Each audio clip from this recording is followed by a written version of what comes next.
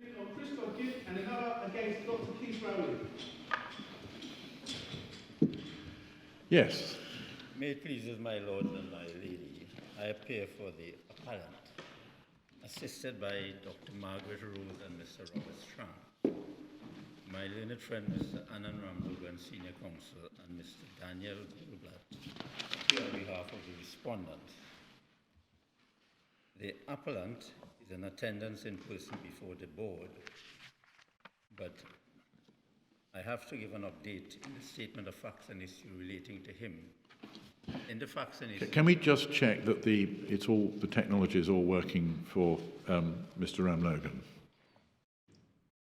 My lord, I'm hearing you loud and clear on my end. I trust that it's the same on your end. You are indeed loud and clear at our end. Good. Do carry on, Mr. Sarraj. Much obliged. to give an update to the board in respect of the statement of facts and issues. Dr. Rowley is described as the Prime Minister of Trinidad and Tobago in the facts and issues. That was true at the time, but he's no longer Prime Minister. He stepped down as Prime Minister in March of this year, and he did not contest the general election vote on the 20th of April. Thank you. Much obliged. This appeal raises the question whether the majority in the Court of Appeal overstepped the bounds of appellate restraint when it overturned the findings of fact made by the trial judge. In the judgment of the majority, the necessity to overturn the judge's findings of fact arose from two critical and related propositions. First, the judge did not take into account material evidence in the form of correspondence in 1980 and 1981 between two defendants to the claim, Mrs. Latour, who was the first defendant, and Dr. Rowley, the appellant, who was the second defendant. Second, if the judge had taken that correspondence properly into account, she could not have made her findings to dismiss the respondent's case as to the agreement with Mrs. Latour. I will show that both of those propositions are incorrect because, first, the judge did take the correspondence into account, and there is no good reason in my respectful submission to doubt that. Second, even taking the effect of the correspondence into account, as the judge did, her findings were open to her on the evidence. It follows in my respectful submission from this that the majority were wrong to interfere with the findings of fact of the trial judge. In my respectful submission, it was the dissenting judge, Justice of Appeal Lucky, who took the proper approach of appellate restraint. I intend to address the board in the following structure. First, I will introduce the issues in the claim before the trial judge. Second, I will show how the trial judge resolved those issues. Then third, I will show the majority's essential criticisms of the judge. Fourth, I will briefly address the relevant principles of appellate restraint. I'm aware that the board will be very familiar with it, my lords and my lady, but I will just spend a few minutes on it. And fifth, I will show why the majority was wrong. The issues in the claim. Mr. and Mrs. Gift, the claimants, were claiming specific performance of an agreement made in September 1998 with Mrs. Latour for sale of lands of the Alma Estate, which is in Tobago, which belonged to her late father, Mr. Frank Latour. The agreement was an oral agreement, but evidenced part by a written receipt, and that can be found at page 30, and may I take the board to that? 50? Page 30. 30. 30. Thank you. And the receipt says, deposit for remaining lands at Alma Estate, Mason Hall, Tobago, standing in the name of Frank Latour, deceased, executor Marcelle Latour, amount per acre $5,000 TT to be ascertained after survey total remaining balance of purchase price. I ask the board to note for remaining lands of Alma Estate. The text, that text is also at paragraph 16 of the Statement of Facts and Issues, which can be found at page 1244. I'm just giving the board a reference for that. It was common ground that the remaining lands here meant what remained after two matters. First, Mrs. Latour's father had sold certain parcels of land from the Alma Estate, but she did not know what parcels and how many, because not all of the sales had been registered, so that had to be ascertained. Second, remaining land also meant that remained after excluding land that Ms. Latour proposed to sell to Dr. Rowley.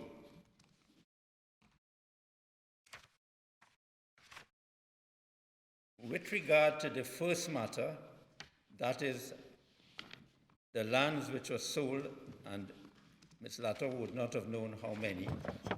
With regard to that first matter, this was not set to prevent the enforceability of the claimant's agreement, because the parcels already sold by Ms. Latour's father could be ascertained.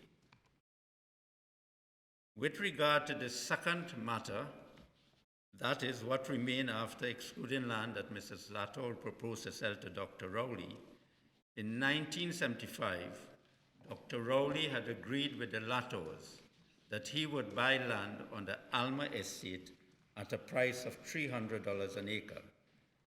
He had then chosen an area of land and surveyed it, but the sale had never been completed.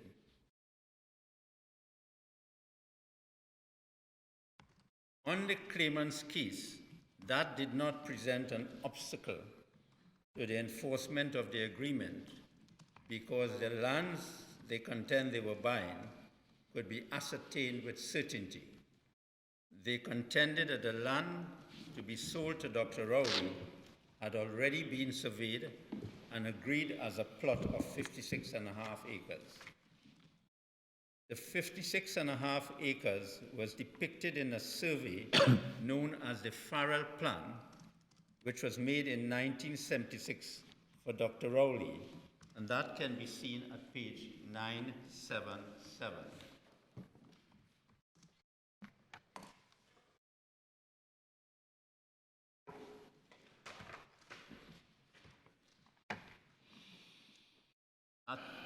At page 977 on that plan, as the board would see later on in the other plans, on the eastern, which is on the right side of the plan, on the eastern side, there were more lands of the Alma Estate, and there was a road reserve, and there was a Colon River. So I will come to that. Sorry, I didn't just catch what you said before river. Oh, it's Colon River. Colon River, thank you. Courland, my lord. So the river goes along the southern end, It goes. and then it goes not where that line is at 9. Yes, it also goes east. East, yes. It will be clearer, my lady, when I Yes. When we get to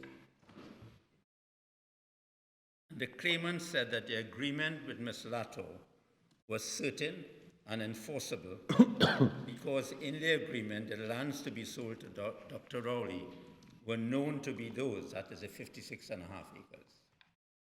And so they said that the agreement satisfied the requirements of certainty and the requirements of Section 4 of the Conveyancing Act.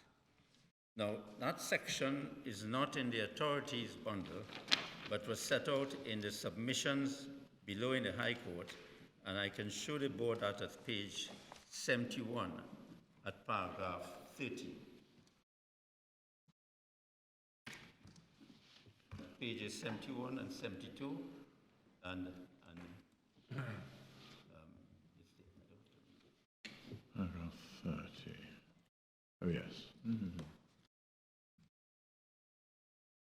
Yes, well, that's a very familiar Yes.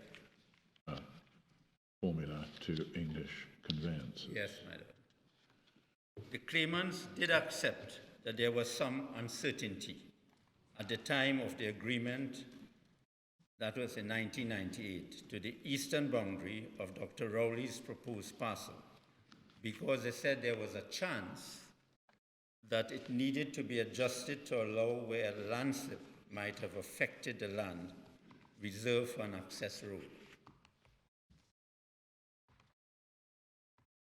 But they contended this uncertainty was immaterial because the claimants said to their agreed purchase price. They said that this was immaterial. So the relative positions of the 56.5 acre parcel and the road reserve and the river can be seen on a later plan, and that is at page 1025. 1025? 1025.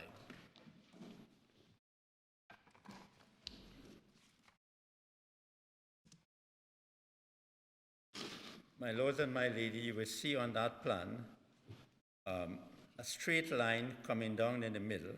Yep. That separated the other lands of the Alma Estate, the river, and the road reserve. So what we see at 977 Is what is on the left. is what is on the left. Left. Of that line Yeah. that says Yes. eastern boundary. Yes. Right, but that is quite a long way from the road reserve and the river, except for that little Yes. area where we see Yes. the Yes. corner of that stuff. But is that the bit that they were concerned about? Well, they were concerned about the road reserve to access the lands and also the river. And But that was only, I mean, if you look at the plan, that was only, appears to, can only have been a matter of concern at the southern end, at the bottom. yeah, I think one of the main concerns was the access to the other areas of the land. Which plan is this one? Is this This is the, is this the Aquile plan? no, this is the fortune plan. This is the fortune plan. This is the fortune plan. I'll come to the actually plan. But can you just explain a bit again what was supposed to be, looking at 1025 and the eastern boundary of the 56.5 acres? Yes. What, apart from the point about the contours of the land, which you haven't mentioned yet, but what was supposed to be the problem that the gifts accepted, that there was some uncertainty about that? Well, Frank Latour, the owner, he did not approve the land being divided in this way when Dr. Rowley got the survey done, because quite apart from the contours and etc., he took the position that the road access to the other areas of the estate would not have been possible, and therefore he took the position that there had to be a resurvey. Can you just help me on this, Mr. Maharaj? The Alma Estate land for which the respondents are contending, is that to the east or the west of the plot originally identified in the... Is northeast. It's to the northeast. So there's no relevant Alma Estate land to the southwest. No, Okay, thank you. you're correct, madam. That's very helpful. I can see it's written Alma Estate in the corner. Yeah. But that just clears up an uncertainty in my mind. Yeah. It might come clearer when we look at the other plans in the... Now, Mr. Latour's case on the question of a proposed sale to Dr. Rowley was different to the claimant's case.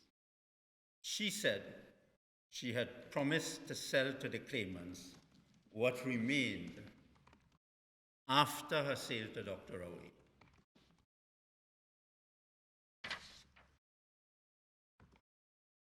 And that the amount of land to be sold to Dr. Rowley had not yet been ascertained.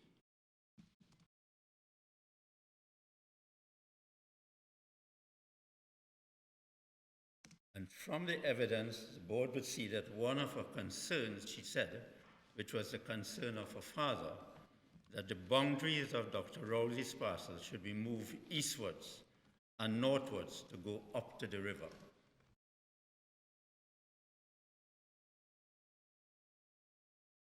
She was adamant in the evidence that this reflected the wishes of her father, who had rejected the Farrell Plan back in 1976 because its eastern boundary was impractical and inappropriate. And he had said that Dr. Rowley should redraw the northeastern boundary to meet the river.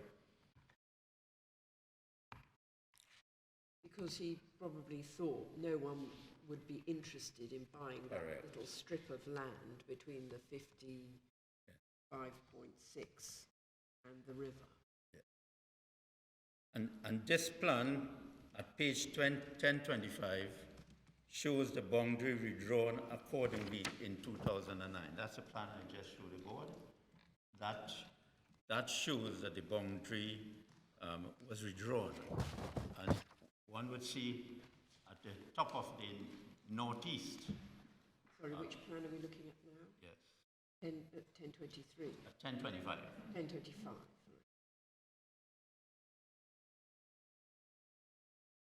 And therefore, you would see that it was redrawn so that it took into account the road reserve. The road reserve was therefore in the lands resurveyed. And then you had next to it the Colon River on the eastern side. The boundary you're now talking about is the one that starts where the river ceases to be identified Yes. and goes It was up. It was north and then northwest. Correct, my lord. Until it finishes just below that box Yes. with some coordinates Yes. on it, in it. Yes. Yeah, okay. Right, but the boundary would be the river, or would it be the road reserve? The boundary would be The river. the road reserve. Wow. Sorry, the boundary would be the river. Yes, there seems to be a little line that goes from the top of the road reserve to the top of the river. Yes. So that resurvey included the road reserve.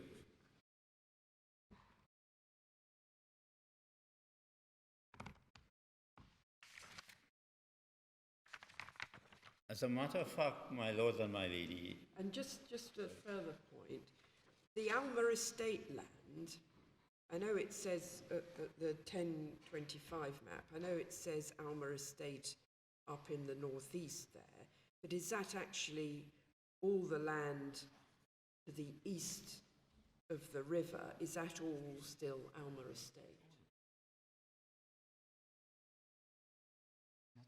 no. Yes, that's all the land, because after there's no Alma Estate Oh, there's... east of the river. No. But what this plan doesn't show is the southern, eastern and northern boundaries of the residual Alma Estate. It only shows the proposed southwestern boundary of it. Yes. Yes. I'll show. I'll come to another plan shortly, but it seems, as a matter of fact, it appears that Miss Latour and Dr. Rowley showed no urgency in addressing this issue. Dr. Rowley was in occupation of part of the land he had proposed to buy. He was doing farming on part of the land. And That was only in the 56.5 acres. on the 56.5 acres. Miss Latour was not using the adjoining land, which was mostly uneven and covered with bush. The issue of where to draw the boundary became more pressing when the claimants expressed a wish to buy the remaining land. But the dispute between the claimants and Ms. Latour only arose in 2009, some 10 years after their 1998 agreement. Until then, nobody had taken steps to complete or enforce the agreement. The dispute arose after Dr. Rowley in 2008 instructed a surveyor, Mr. Isaac, to carry out a topographical survey and draw a new boundary for his proposed parcel. The detailed results of that survey is at 1021.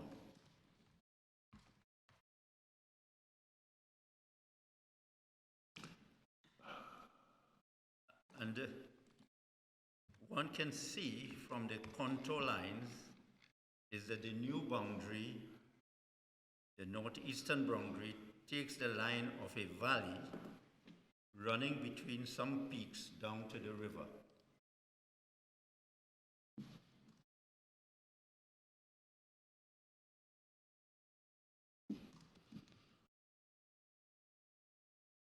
So can we call this the Isaacs plan? Yes, yes. Right, and you say we see that because there's a little kink in all the contour lines and the... Yes, you will see the peaks north of the new boundary line and also south of the... Yeah, all the circles are the peaks, my lady. Yes, but looking at that northeastern boundary,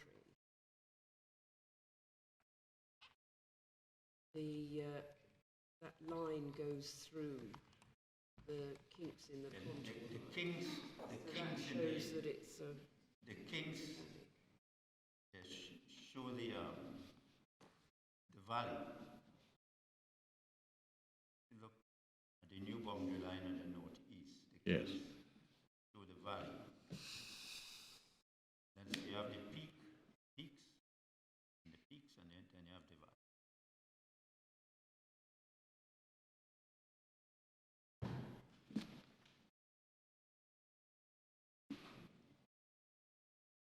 Where does the river go? The river is on the east here, Yeah. But where does it Where's go? it carry on? but carry on northeast. Northeast. Northeast. And when you come to another plan, you will probably see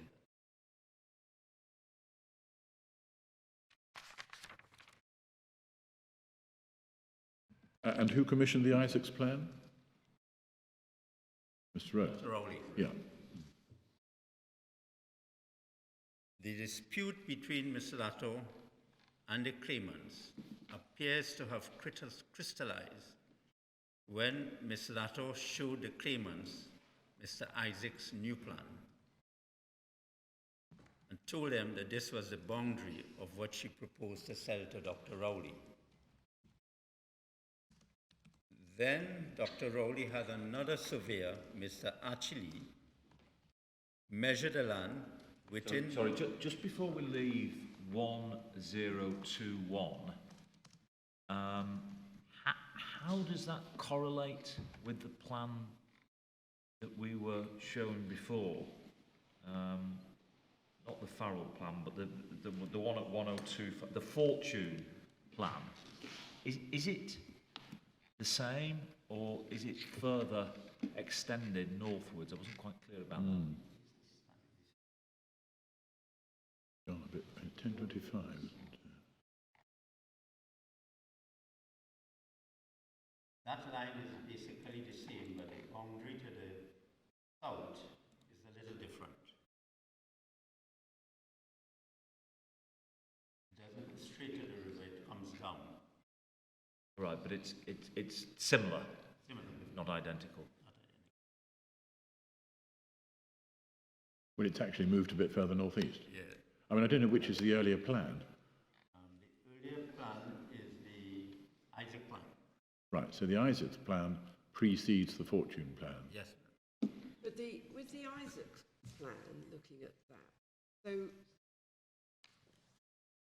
I'm not quite sure where the area where the river is on the eastern boundary. So you see there's a kind of double line, which I think is the river, but then slightly to the west of that, there's a line drawn which has a kind of bulge in it.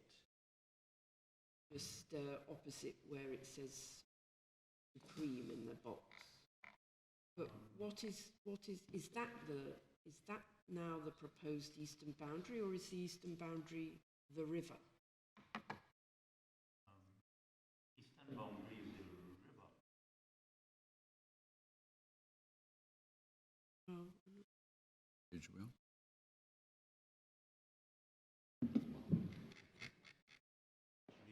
If I go to actually, it might be a little clearer. It looks like. So, Dr. Rowley had another survey, as I said, and the actually plan is at page 1023.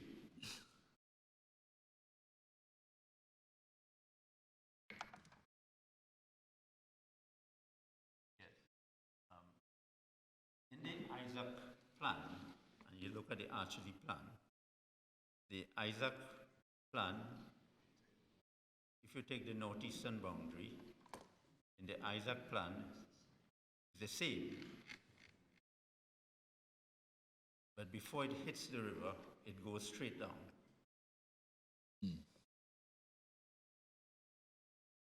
It goes straight down to meet the road reserve.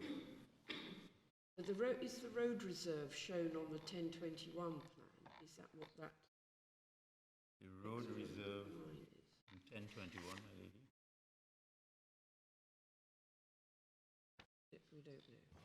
I can't, on the 1021, it may be a little west of the river. Yes, it appears to leave the road reserve between the land to be sold to Dr. Rowley and the river. Yes, All the way around, both on the east side and the south side. yes, my lord. One looks at the small print of the numbering. I can't actually read it, but I think that's how it works. So the Achille plan, the Chile plan, whatever, says, is the boundary along the south and along the east the river?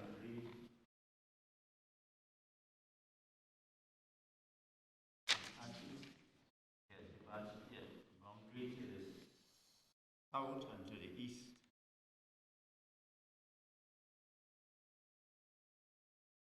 Just so I, River, yeah, so that the new Rowley proposed land includes the road reserve. Includes the road reserve. does it?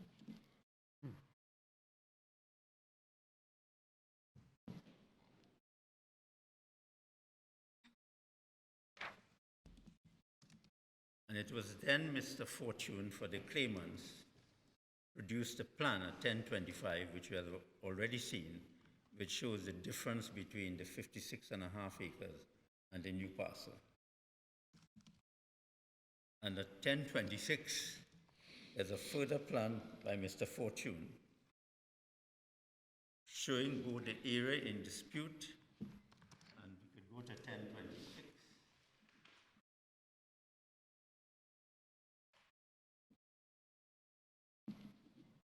So who's this being drawn up by and for whom? This is drawn by Mr. Fortune for the claimant. For the gifts? Yes, for the gift. 1020. 1026. And you will see that the gifts portion is to the top of the plan. And then you have the 56.5 acres originally, and then you have the disputed 29.1 acres. I see. But the 1026 seems to be very different. Yeah, but 1026 is the upper portion of the land. Showing the area northeast of the 85.6. What's the purpose of this? Well, this is to show what lands that the Latour was prepared to sell. Oh, I see. Yes, I see. And it shows the disputed 29.1 acres and the original Farrell plan of 56.5. Yes, I see. I'm sorry, Mr. Mark, I thought you described the plan on 1025 as the fortune plan. Yes, but this is another Is this another fortune plan? fortune. So 2025 is fortune plan 1, shall we say, and this is fortune plan 2. Number 2, yeah. I'm sorry, my lord. So it shows what the gifts would get Yes. depending on where the boundary was drawn at the northeastern edge of the Rowley land. Yes.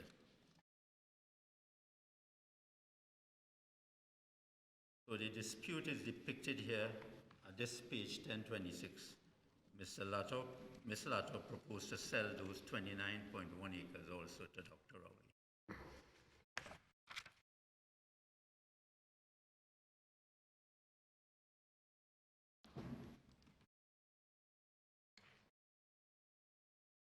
It is important to note that Sorry, one last question.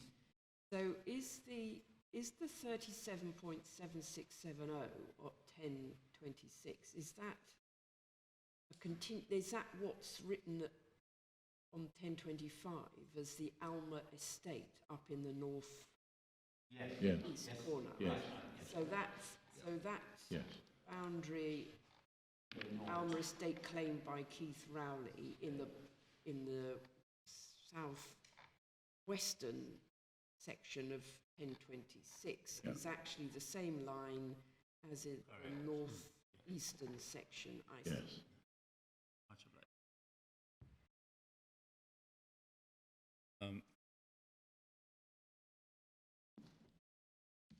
It is important to note that Ms. Latour was being pressed to sell those acres to the claimants at $5,000 per acre, but she was insisting on selling them to Dr. Rowley at $300 an acre.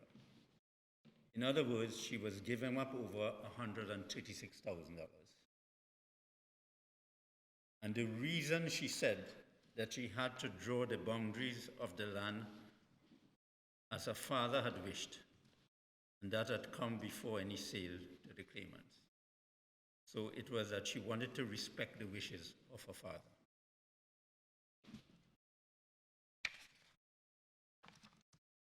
So if I may summarize the critical issues which will be... Are those prices, presumably they're rather out of date now? Sorry, the prices agreed are rather out of date now, but is it accepted that the estate is stuck with those prices that were agreed, albeit that they've not had the money for decades? Well, I would think that it would seem to me that they would be stuck with that price.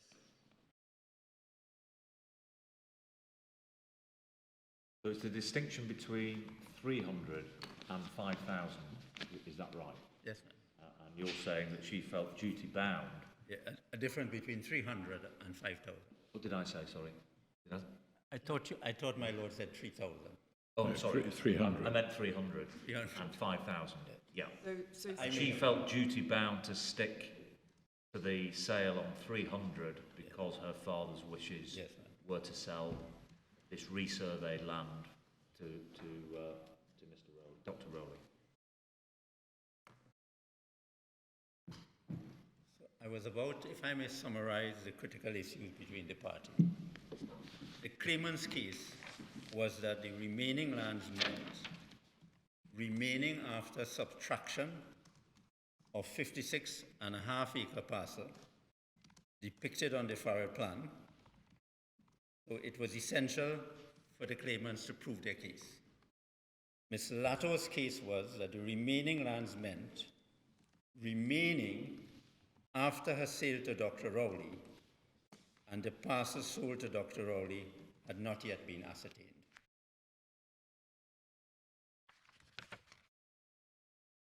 So if this might be appropriate time for me to take the board to the judgment of the trial judge. Can I just pause one moment? Yes. Neither side, as I understand it, was saying that the contract with the gifts was unenforceable because of uncertainty as to the extent of the land. It was on the record, but it was not actually taken, am I correct? That point wasn't taken. It seemed as though the judge mentioned it in the issue, but it didn't seem as though the point was argued.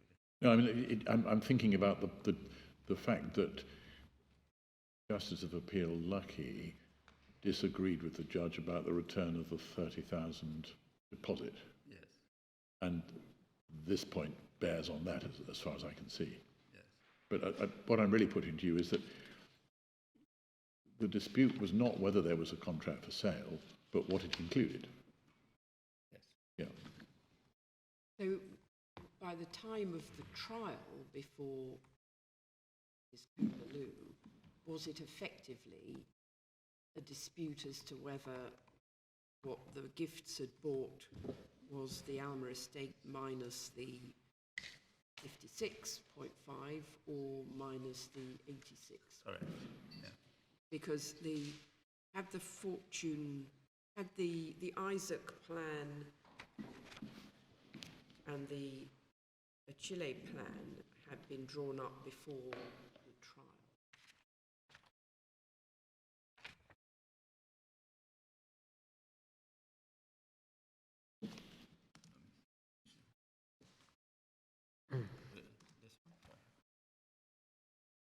Yeah.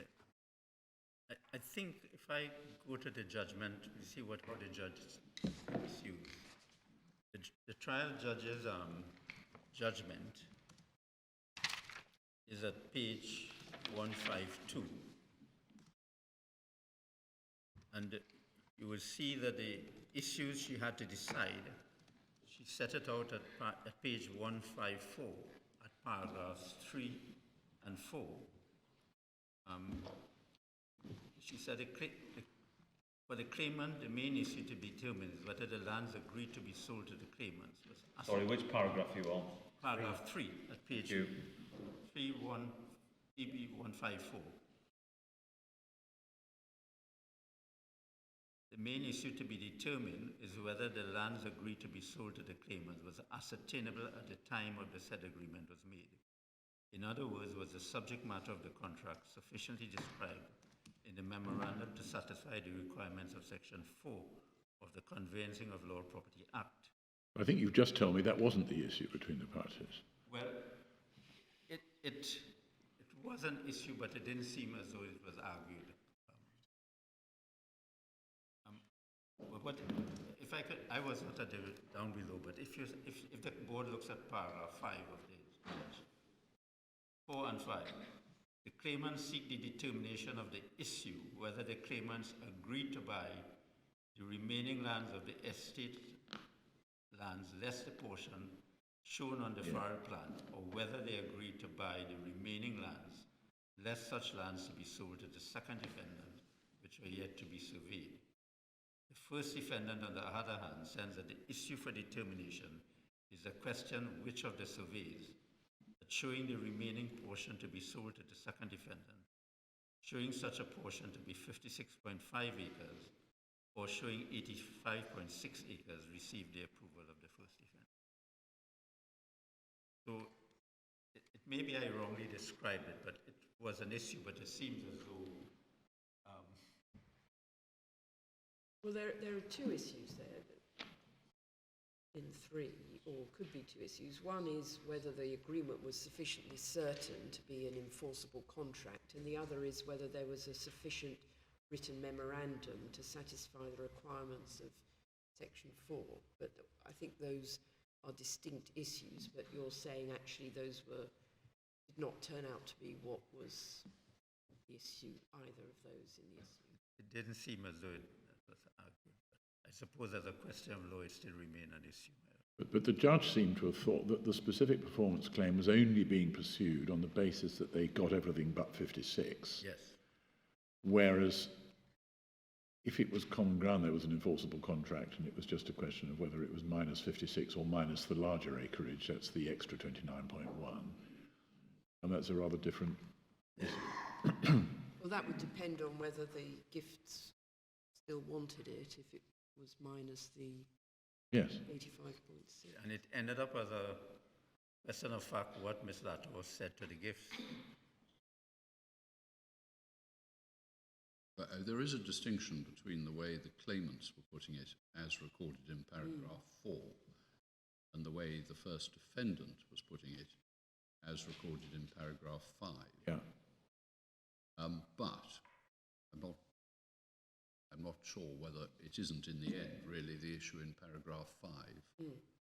Because although the land was yet to be surveyed in 1998, it had now in fact been surveyed Yes. Yeah. to Dr. Rowley and Ms. Latour's satisfaction. So what was on the defendant's case just a formula when the contract was made had been worked out Yeah. by the time the matter got to court in terms of how much land was going to be the subject matter. Yes. But perhaps the important point is it's on your submission, it's not the issue in paragraph 3. No, my lord, it's Yeah. number 4.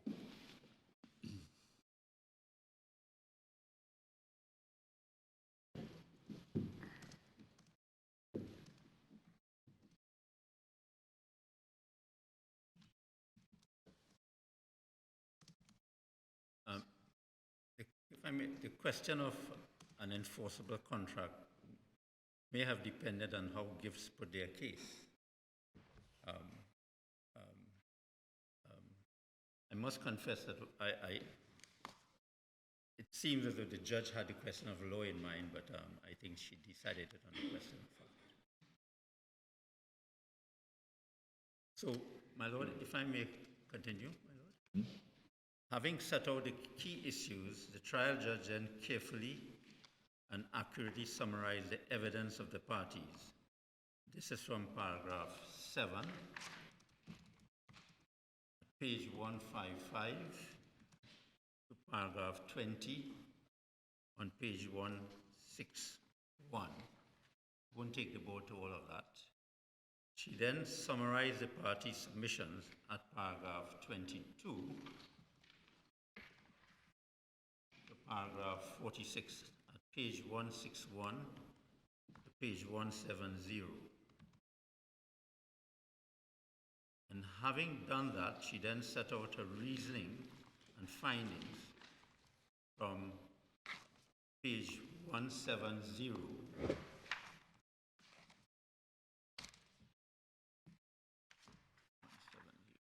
at paragraph 47.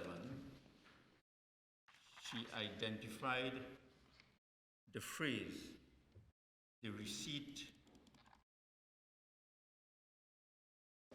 the phrase in the receipt, the remaining lands. And at paragraph 48, she makes a decisive finding on the main issue. On the evidence of the defendants and of the first claimant as revealed in this cross-examination, the court finds that the claimants understood that this condition meant that the parcel of land to be sold to the claimants would be ascertained after a survey was done and after the sale to the second defendant.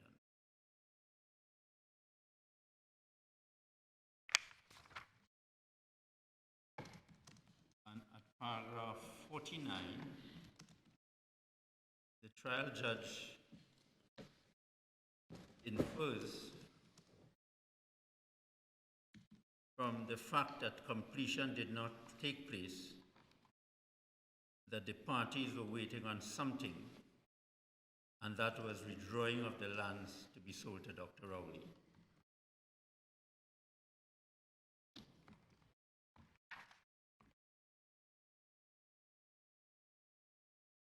At paragraph 50, at page 171, the trial judge finds that the claimants knew that the sale to them was subject to the sale to Dr. Rowley.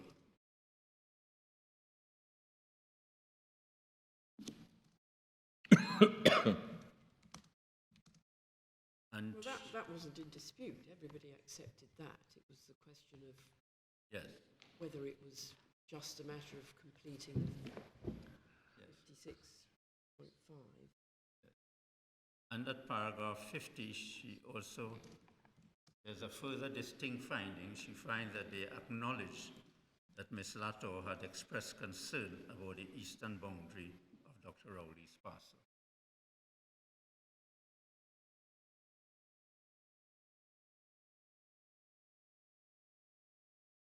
At paragraph 52, the trial judge accepts the evidence of Ms. Latour that her father rejected the farrow plan for a number of reasons, including that it was not convenient given the topography, and she finds this conclusion to be supported by the topographical evidence.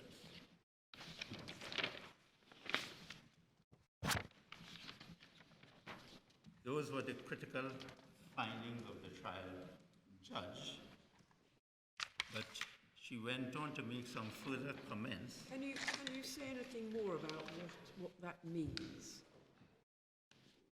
What does it mean to say it's not convenient because of the topography of the land? Well, as the plan showed, the Isaac plan showed, with the peaks and with the peaks,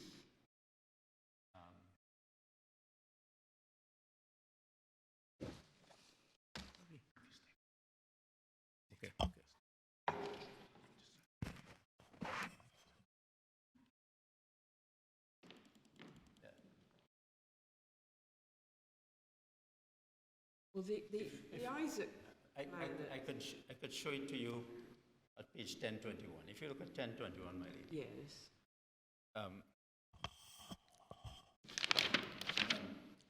But that unfortunately doesn't show the problematic.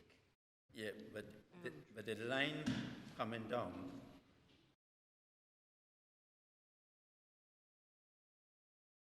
from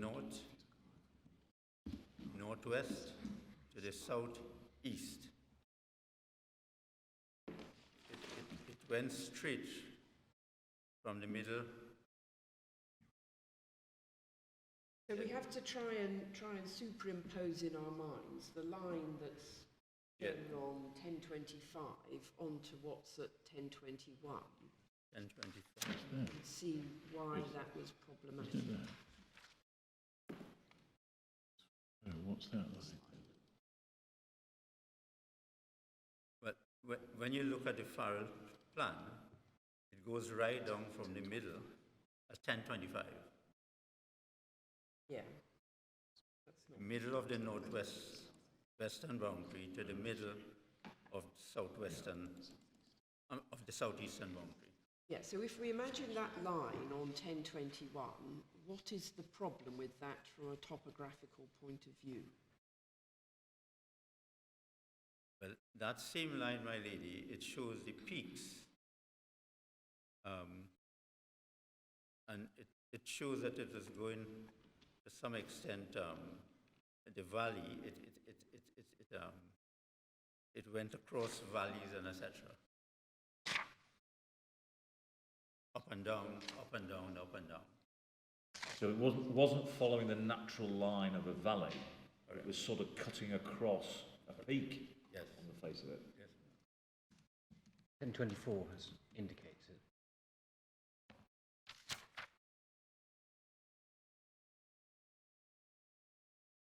I mean, these contours make it difficult to tell, but it looks as if you look on 1021, there's a little round contour near the north end, which I suppose is a peak, not a trough.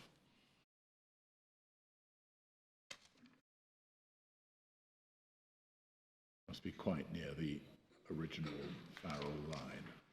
So is there any evidence as to why this line was unsatisfactory from Frank Latour's point of view, other than just say it was topographically inconvenient? I think there was the evidence of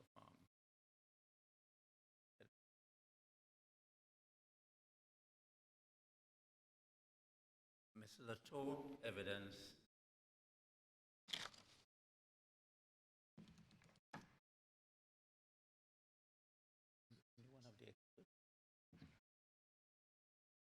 Well, perhaps you can think about whether there's anything you can point us to which the judge saw during the course of the trial which supported that rather brief finding.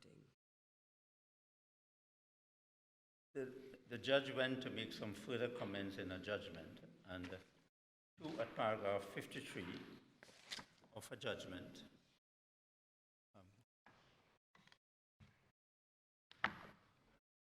after the board reads it,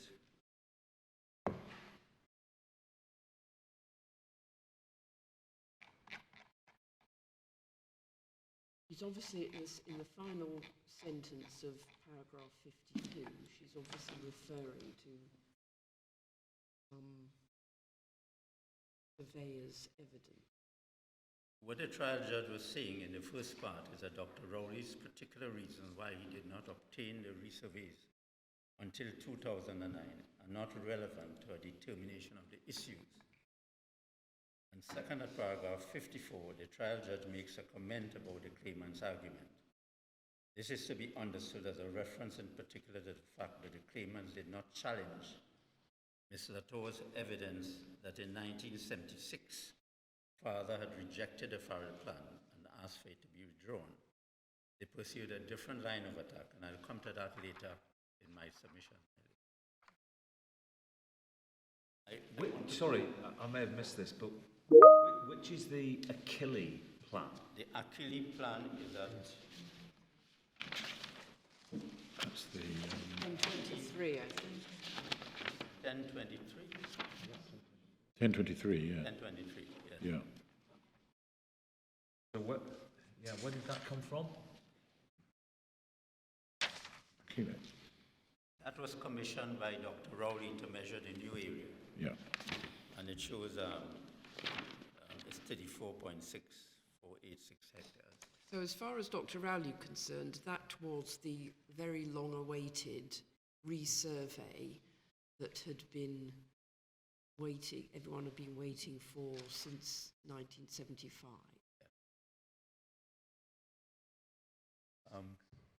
Sorry, what was the date of the Achille plan? Achille plan was 2009. 2009. So, yes. So, It's dated March 2009. It was surveyed in February and the original agreement with Dr. Rowley was in 1975. 75. So, And the Farrell plan was in 1976. 75, nearly 34 years earlier. So it took 34 years to get the land resurveyed. Amazing. But they were not, didn't seem as though both parties were anxious in getting it. Well, if he's in occupation of the land, But he was he's in not occupation. asking Oh, yes. for the money, then I think... Yeah. My Lord, can I take you to the judgment of the Court of Appeal? And if I can do this, I'm looking at my time, so if I can do this as quickly as I can. My Lord, the judgment of the Court of Appeal is at 293.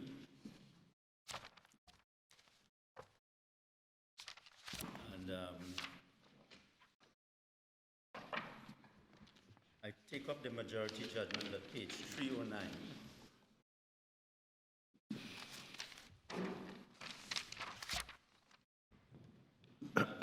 Paragraph 20,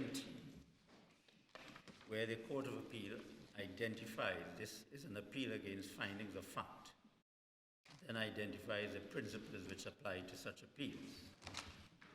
Then at page 311, at paragraphs 23 and 24, the majority identifies the main thrust of the claimant's appeal, which is that the trial judge did not take into account correspondence passing between Ms. Latour and Dr. Rowley in 1980 and 1981, The majority judgment then goes on to discuss that correspondence at length and in detail from paragraphs 24 to 37, that's at pages 311 to 317.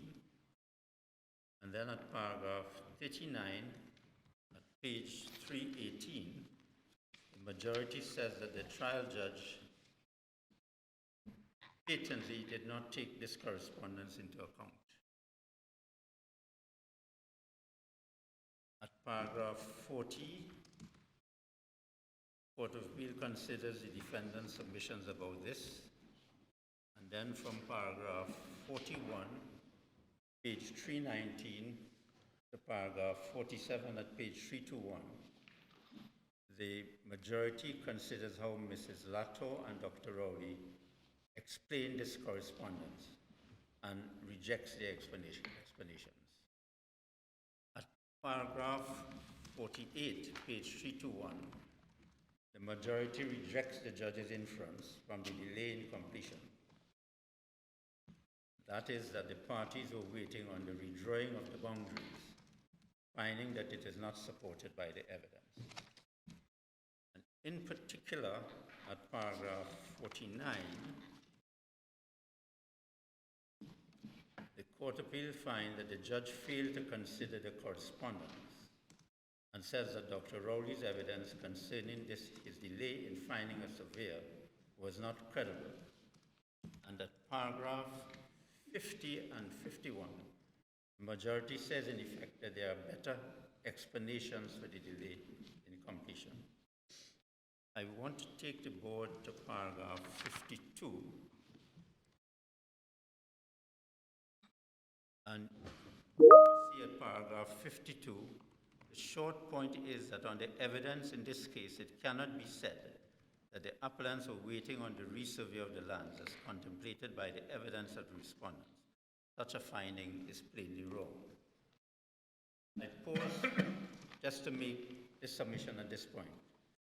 The different views taken by the majority as to the inferences to be drawn from the delay were not grounds for interfering with the trial judge's findings. Because to say that there are better explanations for the delay or better inference to be drawn is not a reason for appellate interference. I respectfully submit that the crucial criticism so far is a criticism that the judge patently failed to take the correspondence into account. And that criticism is repeated by the majority at paragraph 53.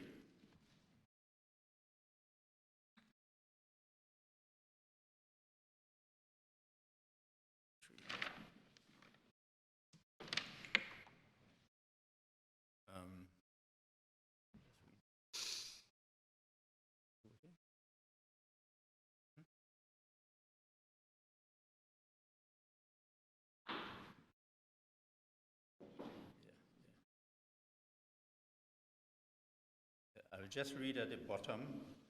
Trial judge could not have properly come to the conclusion that there was nothing to contradict the respondent's case, not having given consideration to the correspondence. Then from paragraph 54 at page 323 to paragraph 60 to page 326, the majority disagrees with the trial judge as to the effect of the claimant's evidence regarding the adjustments to the eastern boundary and the extent to which they supported Ms. Latour's case. I've addressed that disagreement in my written case, and I do not propose to go through it before the board, because in the judgment of the majority, in my respectful submission, it is not that disagreement which gave a license to interfere with the judge's finding. Just in case, the reference in my written case is at page 1264, page 1265, at paragraphs 42 to 49. The error in my respectful submission, which the majority says required it to intervene, is the trial judge's failure to consider the correspondence. At passed between the defendants in 1980 and 1980. But this problem with the eastern boundary and whether slippage meant that the road reserve had to be adjusted,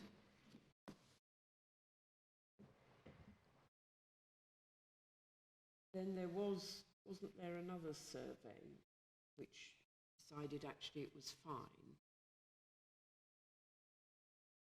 But I'm not.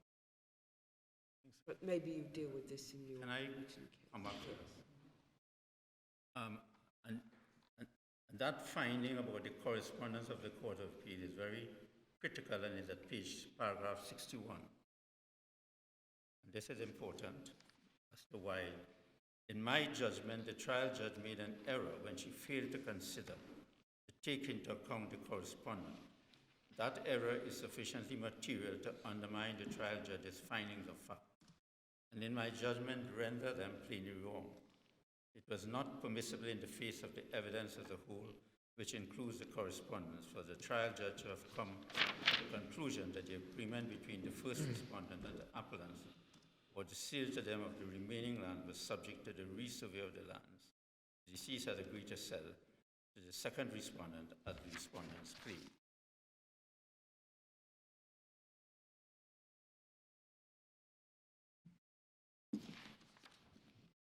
And the majority,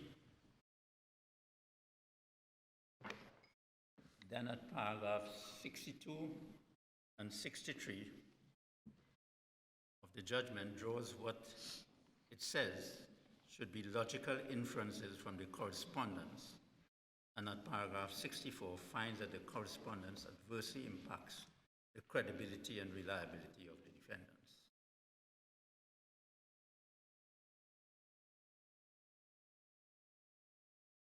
And then at the end of paragraph 64, the majority repeats its critical finding that the trial judge could not have come to the conclusion that she did in the face of the evidence as a whole, which of course includes the correspondence.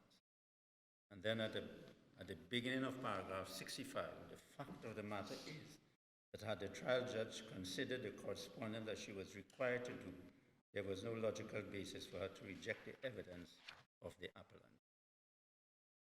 And the majority then went on to make its own finding. So our submission is that it is apparent on reading the majority's judgment, and which I said at the outset, the critical findings of the Court of Appeal, which permitted it to interfere with the trial judge's findings of fact. Two, one, the trial judge did not take the correspondence into account.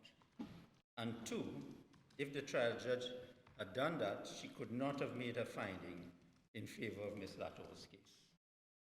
So I'm going to show that the majority was wrong on both.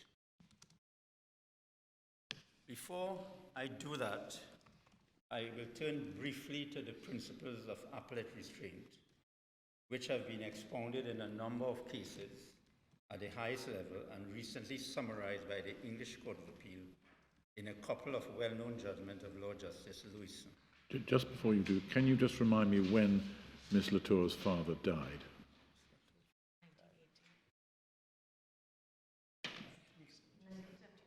1977. Thank you. Okay, carry on. I know the board will be familiar with these principles, but I would like to emphasize two principles as summarized in Volpe and Volpe, and that is at page 1620.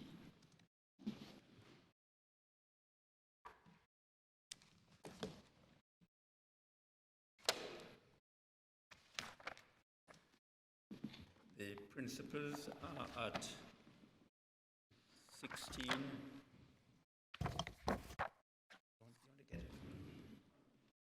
Principles are at paragraph 2 at page 1621. And these have been accepted as a correct statement of the law in Trinidad and Tobago, and that can be found in the appellant's written case at page 1259 and 1260, paragraphs 19 and 20. But I emphasize two points in particular from Volpe and Volpe, and that is that Roman numeral 3, an appeal court is bound, unless there is compelling reason to the contrary, to assume that the trial judge has taken the whole of the evidence into his consideration. The mere fact that the judge does not mention a specific piece of evidence does not mean that he overlooked it. The validity of the finding of fact made by a trial judge is not aptly tested by considering whether the judgment presents a balanced account of the evidence. The trial judge must, of course, consider all the material evidence, although it need not all be discussed in his judgment. The weight which he gives to it is, however, preeminently a matter for him.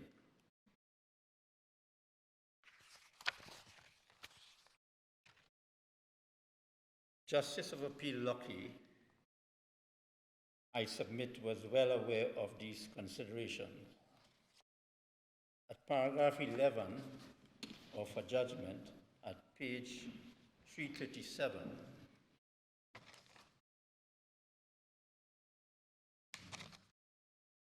he stated, put simply, in its most basic form, the question that the Court of Appeal should ask is, was there sufficient evidence for the trial judge to make the decision that she did? In my view, even though there were instances in which the trial judge ought to have discussed and explained more fully the reason for findings, there is sufficient evidence to justify her decision. And whatever her shortcomings, I find them insufficient to satisfy me that she was plainly wrong to come to her final decision. And then at paragraph 26, at paragraph 26. Let's find it. At paragraph 26, at page 342,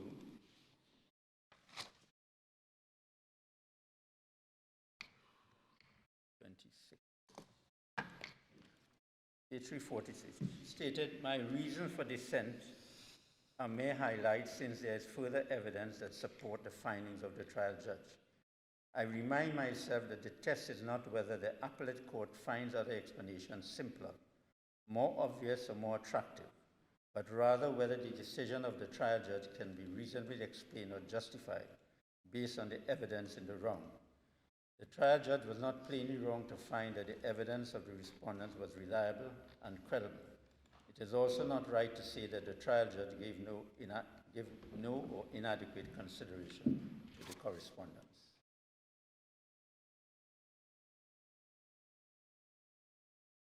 I now turn to why the majority was wrong.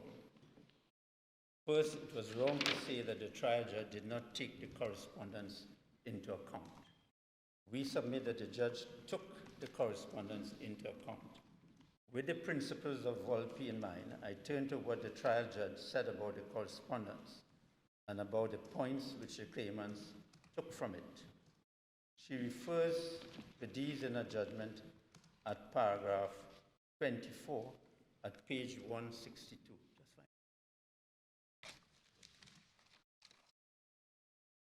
fine. At the middle of that paragraph,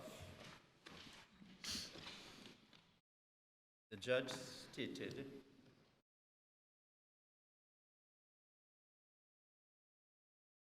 additionally, the claimant submitted that the call by the second defendant for the completion of sale to him would be premature if the portion was still to be ascertained and if there was no binding agreement between the defendant.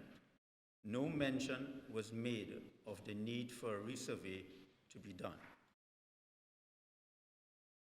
These are references to the points made by the claimants in respect of the correspondence, and this was criticized by the majority as being inadequate and a passing reference.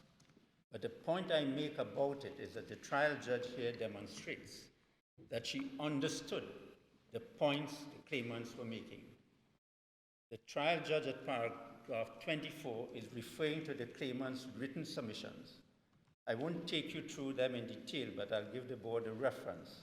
At page 75, paragraphs 46 to 53. Point I make is this, that one can see that the trial judge at a paragraph 24 is summarizing particular points made by the claimant, which tells us that she understands them and considers them to be important. In my written case, at paragraph 29 at page 1262, I have also given references to the cross-examination of Ms. Latour and Dr. Rowley on the correspondence to show that the judge was taking an interest in it. This is a point that was also made by Justice of Appeal Lucky in a judgment. Just before we go on, can you give me again the paragraphs of your case that set out the correspondence? At paragraph 29, page 1262. 1262. Thank you. And this is a point that was also made by Justice of Appeal Lucky in a judgment. At page 339, paragraph 16, at the middle of the paragraph, her ladyship said, have you got it? Her ladyship stated, 359. but more than that, I cannot agree with the approach apparently taken by the majority, that the correspondence can be interpreted without consideration of the explanations given by both respondents, when each was specifically asked several times during their rigorous cross-examination about the omission of the need for a resurvey. In my view, such an approach runs afoul of the mandate of a trial judge to assess the evidence in the wrong. In this matter, the trial judge did not ignore the correspondence. In fact, she considered the content in the context of all the evidence that was before her, included the explanations proffered by both respondents. And her ladyship went further. At paragraph 22 at page 341, she stated, it is interesting to note that without descending into the arena, the trial judge asked questions of both the first and second respondents during their respective cross-examination about the correspondence in relation to the survey. What is clear is that the judge was very alive to the relevance of the correspondence in answering the main issue in the case. Therefore, in my view, it is not correct to suggest that the trial judge ignored the correspondence and any impact it might have on a fact-finding mission. Can you locate that in the cross-examination? Because, quotes, correspondence in relation to the survey is an odd way of describing the correspondence being relied upon by the majority, because that correspondence isn't in relation to a survey, it's completely silent about a survey. Yes. Is there some other correspondence that is in relation to the survey, or is it just an unfortunate use of language? You might be misreading it. It was, the cross-examination was in relation to the survey. Yes. It means that the point was not taken. Yes, I think that's it. The point was not taken in the correspondence. Yes. Yeah. Oh, I see. So you could put a comma after correspondence here. So about the correspondence, comma, in relation to the survey. Yes. Yes, that's fair. I understand. Sorry. Yeah. It is said by the respondent that these considerations have little weight because the trial judge delivered a judgment a long time after the trial. But that is to overlook the fact that the party submissions reminded the judge of the importance of the correspondence and the cross-examination of the witnesses. In Ms. Latour's submission, we can see this. I won't take the board to it. See this at page 112, beginning at paragraph 60 to page 114, and at page 117. In Dr. Rowley's submission, we can see this at page 135, paragraph 8.5, and at page 139, paragraph 10.1. Can you just give those again? Sorry, in Ms. Latour's submissions, we can see this at page 112, Yes. beginning at paragraph 60 to page 114, and at page 117. In Dr. Rowley's submission, we can see this at page 135, paragraph 8.5, and at page 139 at paragraph 10.1.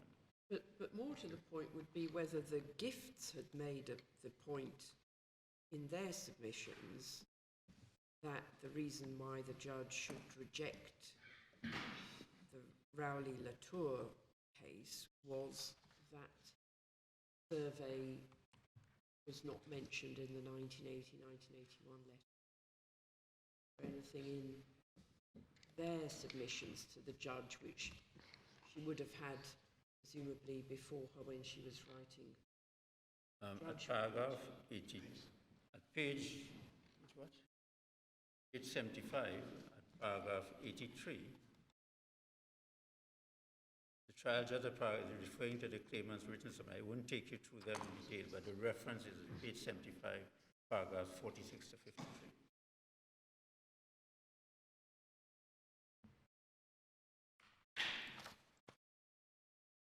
So these are the closing submissions of the gifts. So Yeah, yeah. So, my lord, there is no reason to Sorry, think... did you, again, I'm not sure I got the reference quite right. What page did you say that was? Okay. 75. Page 75, And it's paragraph 46. paragraph 46 to 53. 46. Sorry? 48. 46 to 53. To 53, okay. So And the conclusion is at paragraph 56.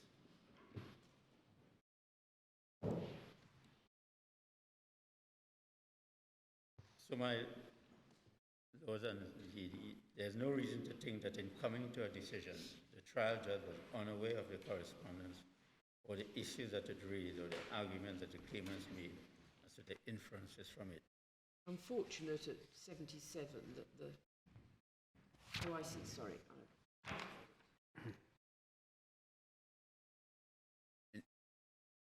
May I proceed? No, In proceed. short, there is no compelling reason to find that the trial judge failed to consider the effect of the correspondence.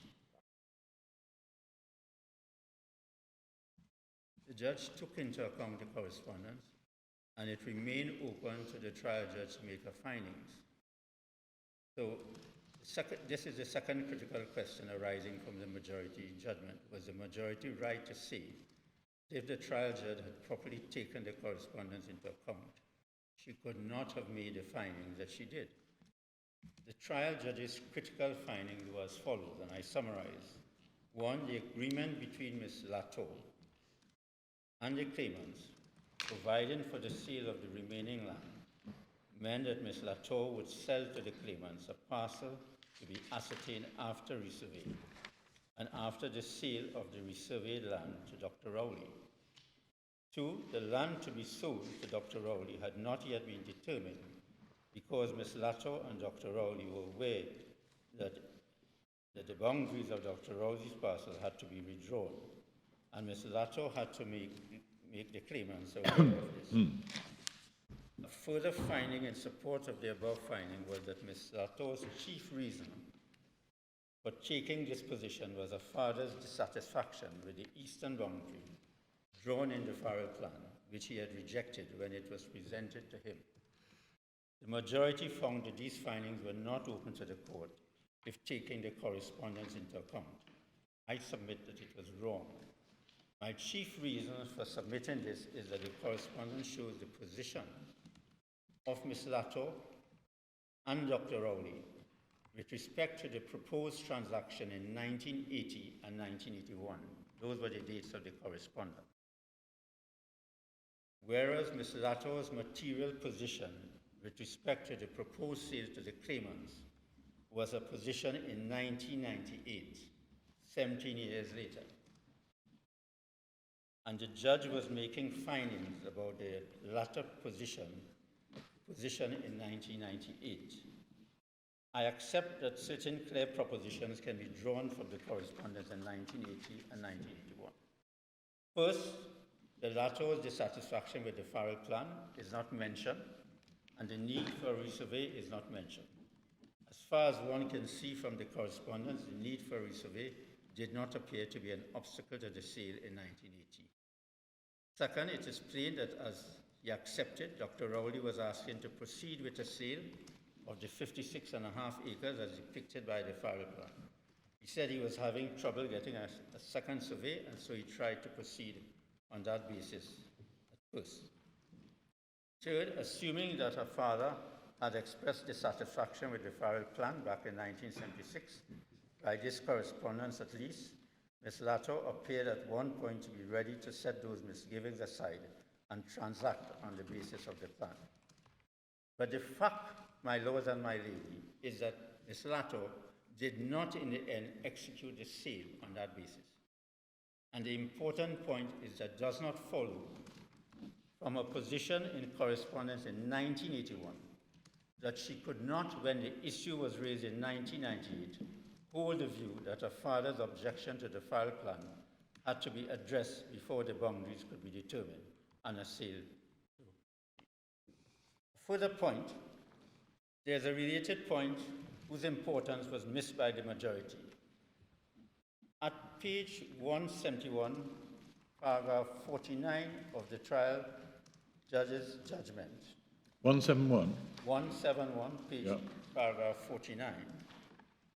But that wasn't her evidence. Her evidence wasn't that, yes, she'd been happy to go ahead in 1980, 1981, but No. by 1998, for some reason, she changed her mind and was no longer happy with the Carroll plan. I don't think that was the case that she put forward. Well, I put it at the highest they could.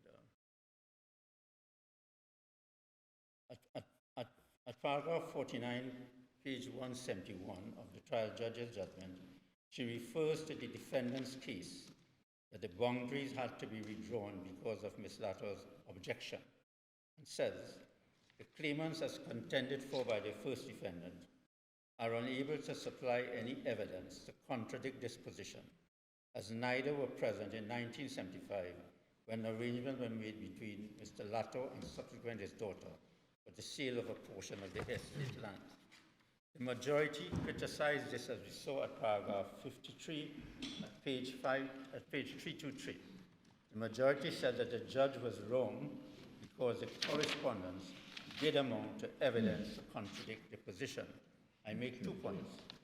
First, I say that it's an unfair criticism because the judge is here expressly referring to the fact that the claimants could have no direct evidence of what took place in 1975 or 1976. Second, the judge was aware of a point that the majority overlooked, which was this. Ms. Latour's evidence that in 1976 her father had rejected the Farrell plan was not challenged by the claimants. Both defendants drew that point to the judge's attention in their submissions. I do not propose to go to the passages, but the references are at page 114, paragraph 66, and at page 132, paragraph 8.1. So the position before the judge, in my respectful submission, was as follows. Ms. Latour said that in 1976, her father had rejected the Farrell plan and asked for it to be withdrawn. The claimants cross-examined Ms. Latour, but did not put to her a case that her father had not said those things to her in 1976. They extensively cross-examined her on the correspondence of 1980 and 1981, but did not contend that a conclusion to be drawn from the correspondence was that her father did not say those things in 1976. Rather, having established that a need for reserve was not mentioned in the correspondence, they contended that the conclusion to be drawn from the correspondence was Dr. Rowley had a binding agreement to buy 56.5 acres. This can be seen where the claimants conclude their cross-examination of Ms. Latour on the correspondence at page 715. And if I may quickly go to that, page 715. 715? Page 715.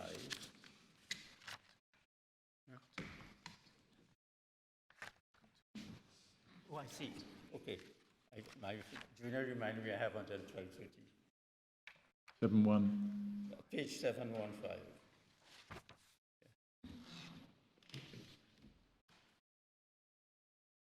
The question at line 12 summarizes the correspondence.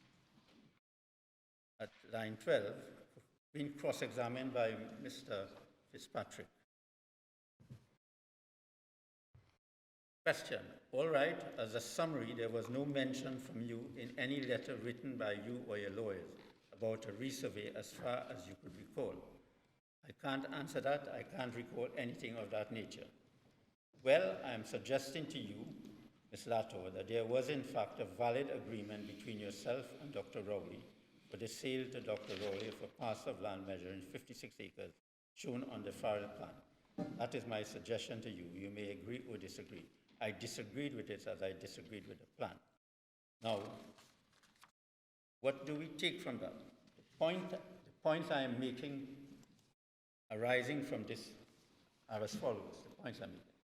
First, the judge was entitled to accept Ms. Latour's unchallenged evidence that her father had rejected the Farrell plan when it was presented to him in 1976.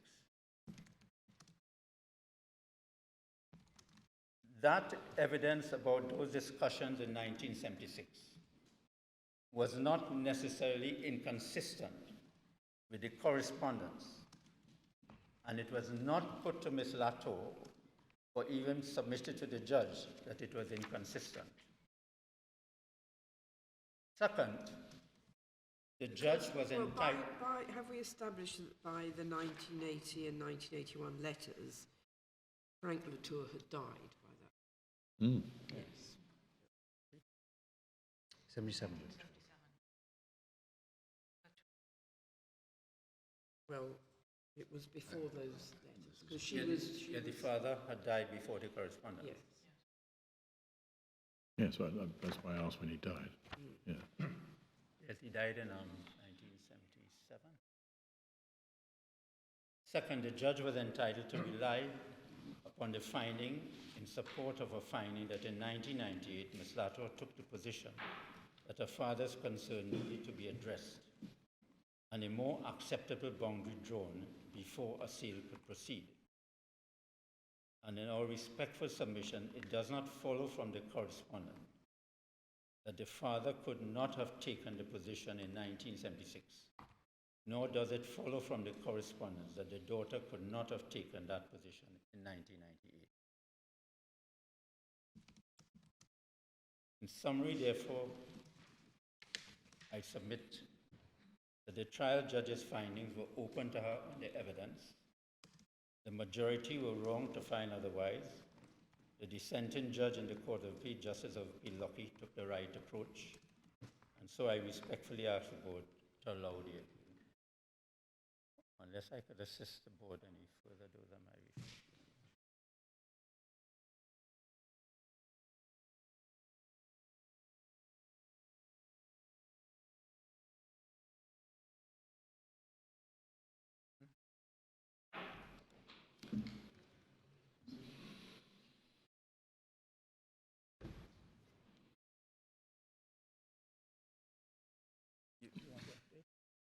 My learned friend, Mr. Strang, would give an explanation on the topographical evidence. Just a quick answer to your ladyship's question about the judge's reference to the topographical evidence. So Miss Latour's evidence about her father's objections is page 957, paragraph 16 and 17. Both surveyors were cross-examined on the topographical evidence and barrel line in relation to the topography.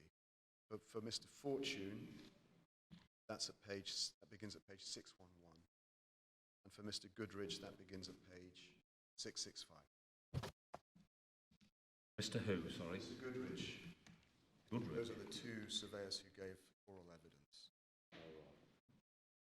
But Mr. Fortune was for the gifts. Yes. Yeah.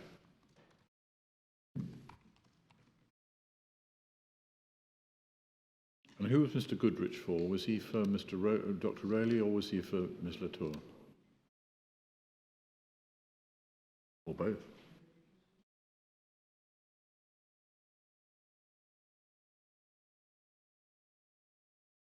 Well, don't worry, but if you can come back on that, it will be helpful. It's Dr. Rowley, yes. That's all for me, my lord. Thank you. No question. No, thank you very much. Mr. Ramlow. My lord, are you hearing me clearly, my lord? We're hearing you very clearly. Much obliged. My lord, this case has had a long and meandering journey to get to the board.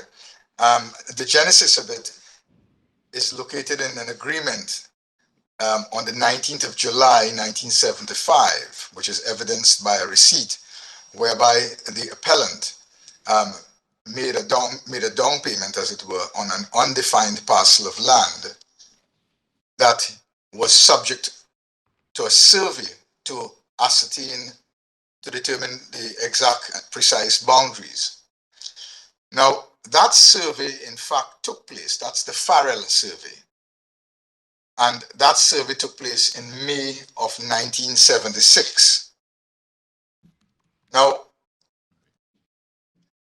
the next major step would have been on the 23rd of January 2009, long after that survey was done, when this claim was filed from our perspective. Because the other two surveys were done after the claim was filed.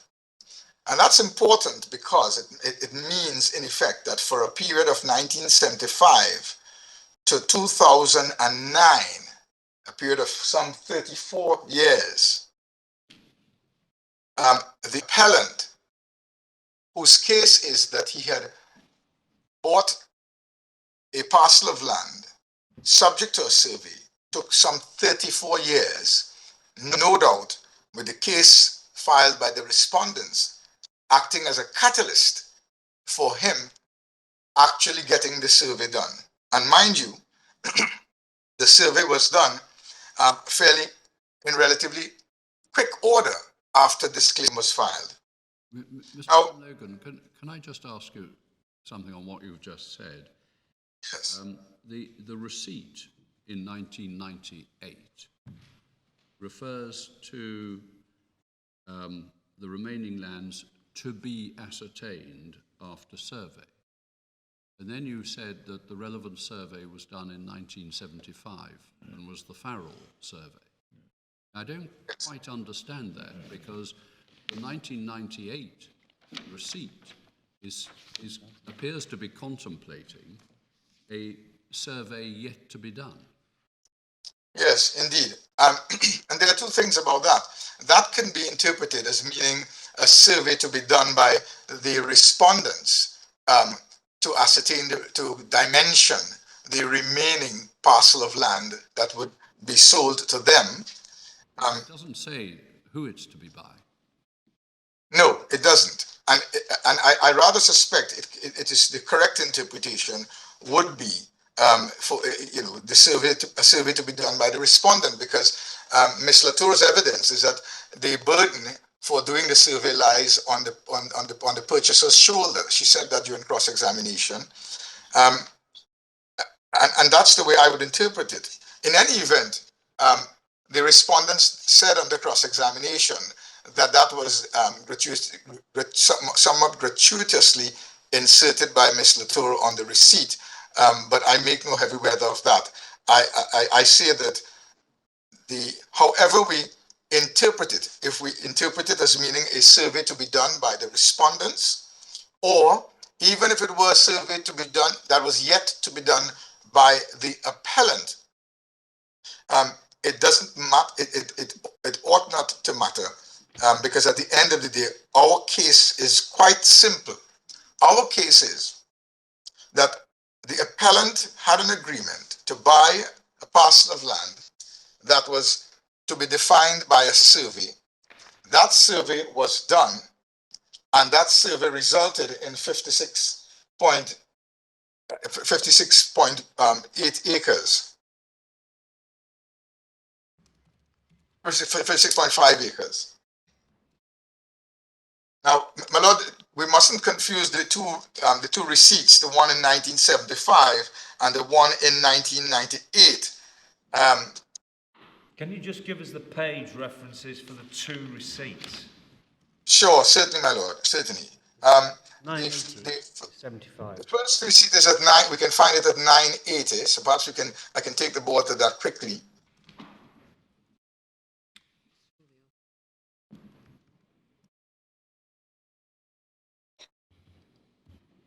And the other receipt, this is the one for the appellant, and the other receipt is at 978.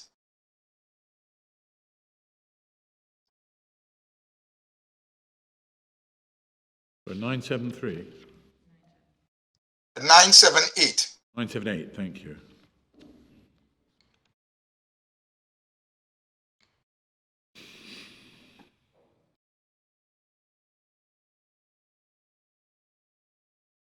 So the way I think the correct way to interpret it, having regard to the lapse of time,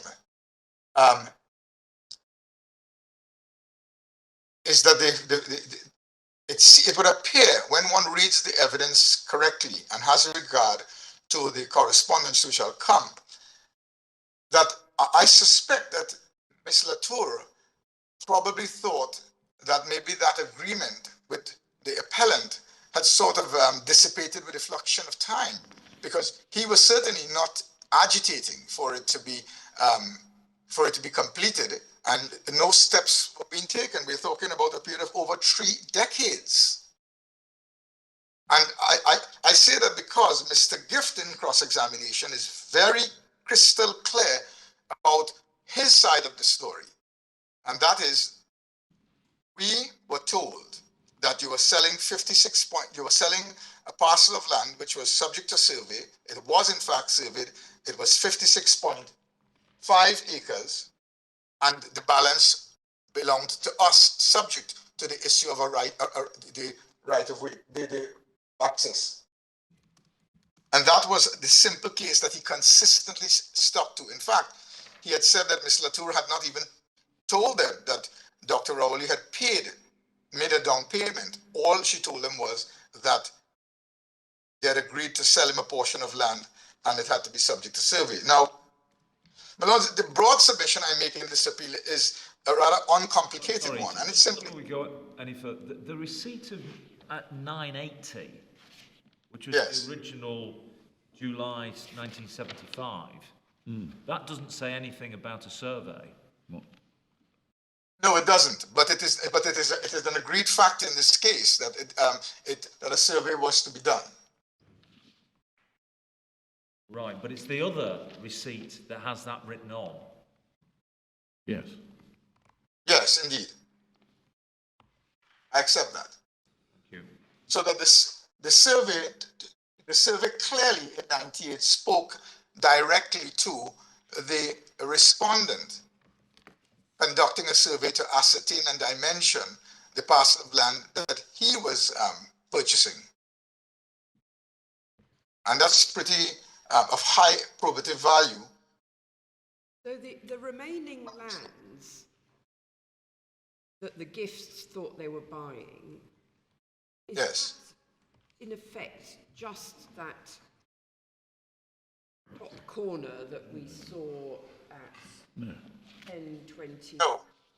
Or are there other lands elsewhere on the estate that they were buying? My lady, if I can, the best way to illustrate it would probably be taking you to page 10. It's on the fortune plan, isn't it?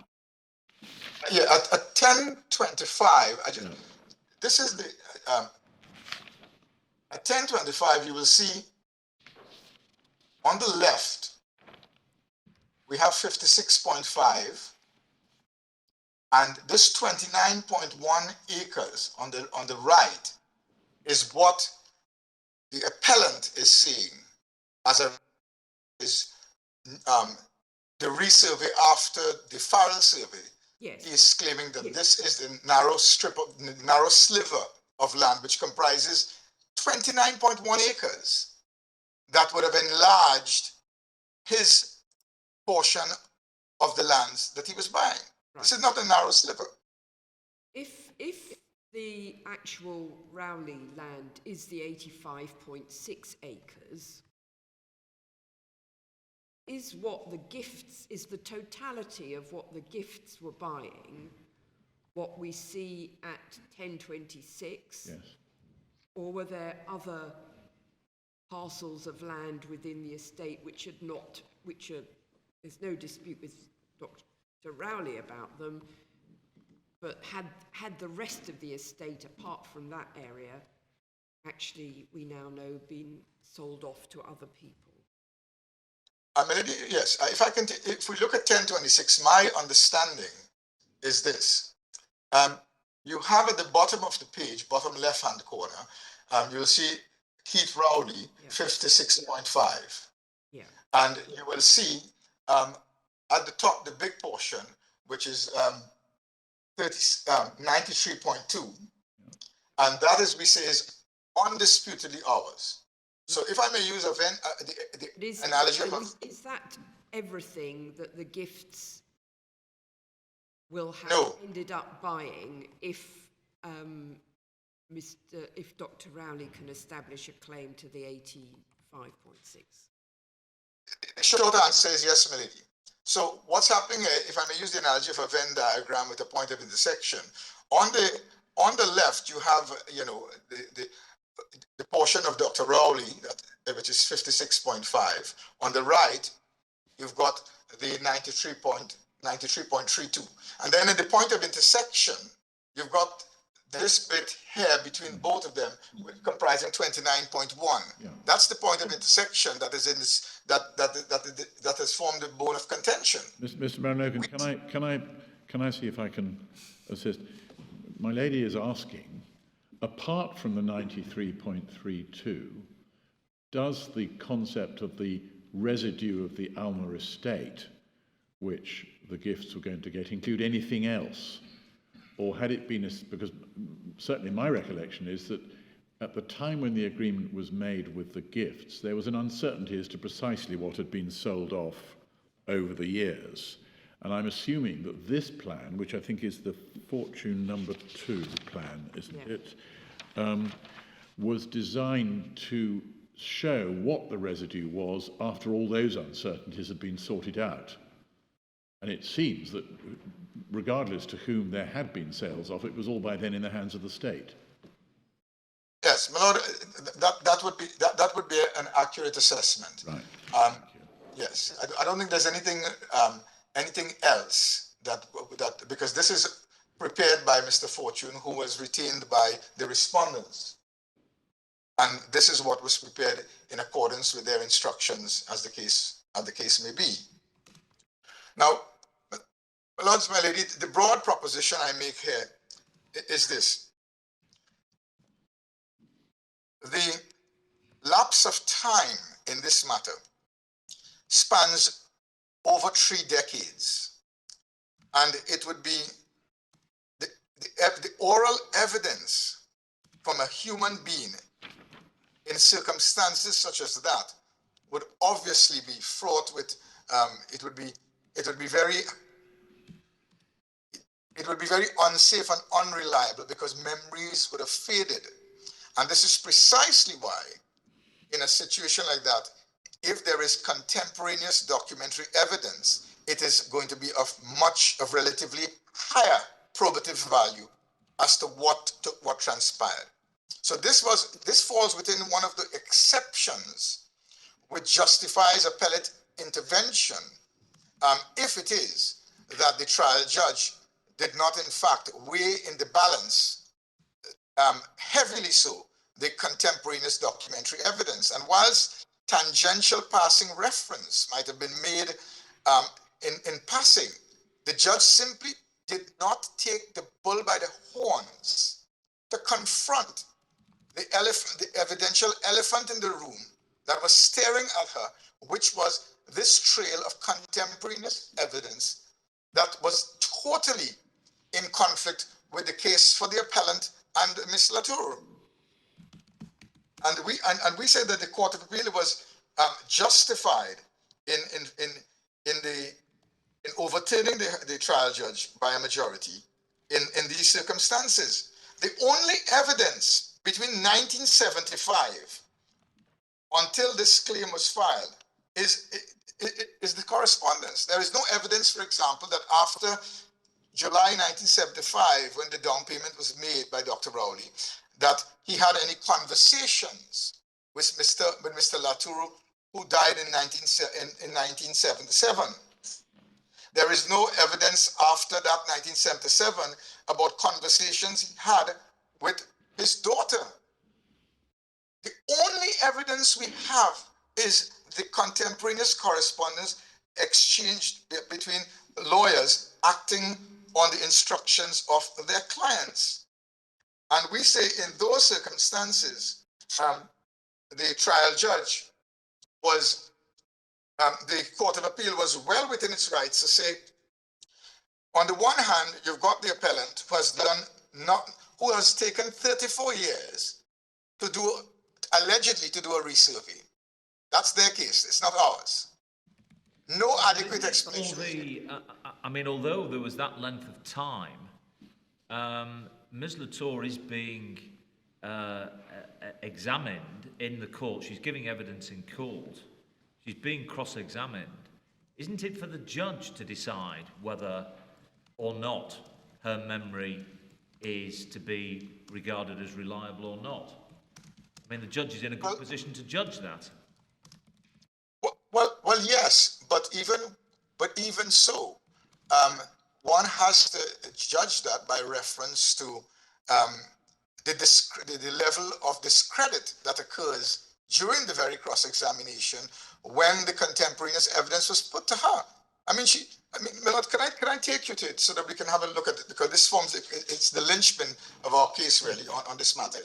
Perhaps we can look at the correspondence first. It starts at page 981. So this is in July of 1980.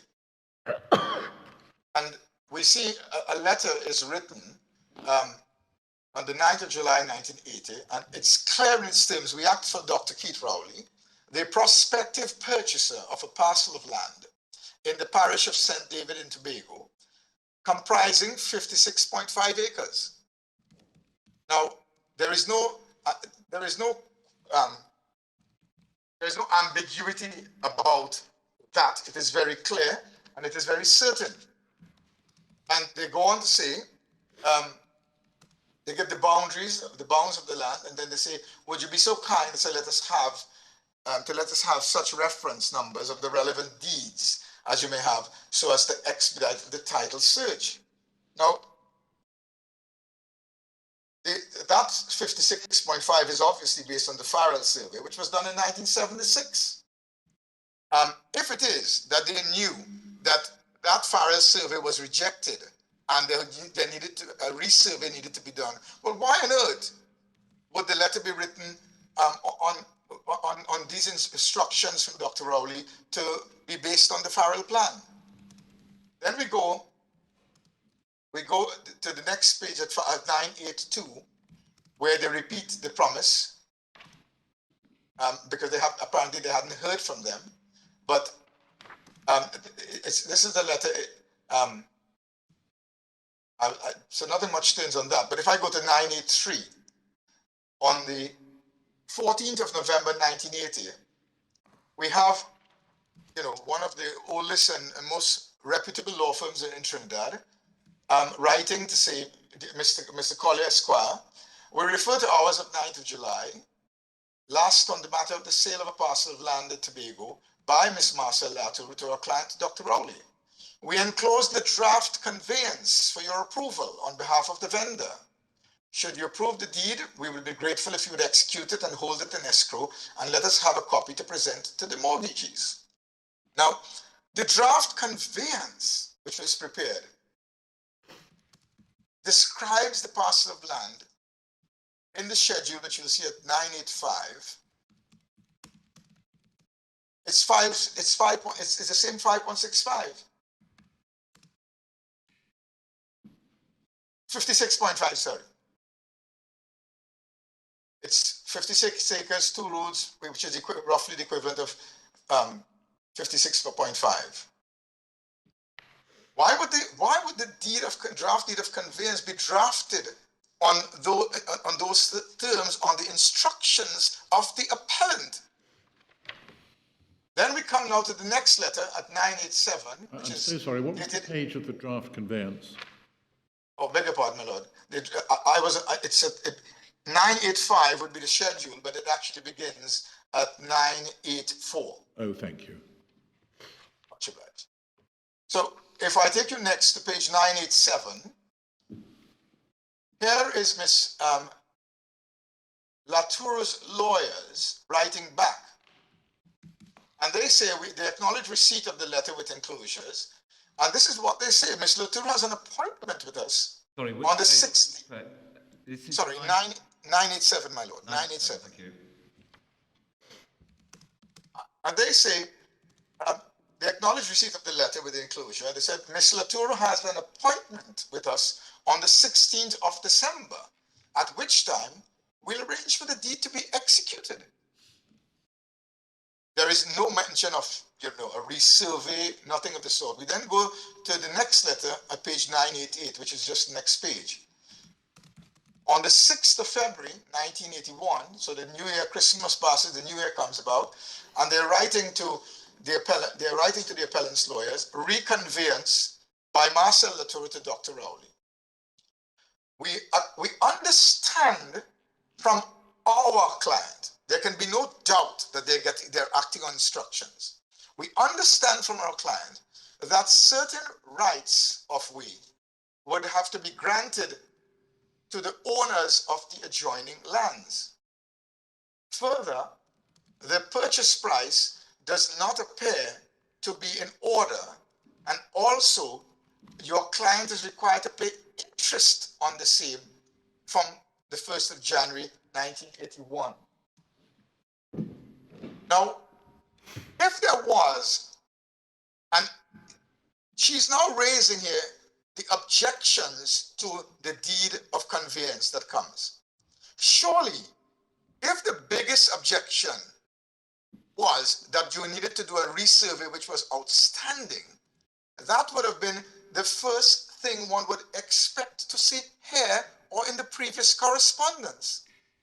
But there is no mention that, hey, what are you talking about and why are you sending a draft deed of conveyance? Our instructions are your client was supposed to do a resurvey consequent upon our client's rejection of initial plan done by Farrell, and therefore that's outstanding before you can get to drafting a deed of conveyance and anything else.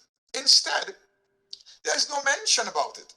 Now, a point I wish to make here, I think my Lady Rose raised took the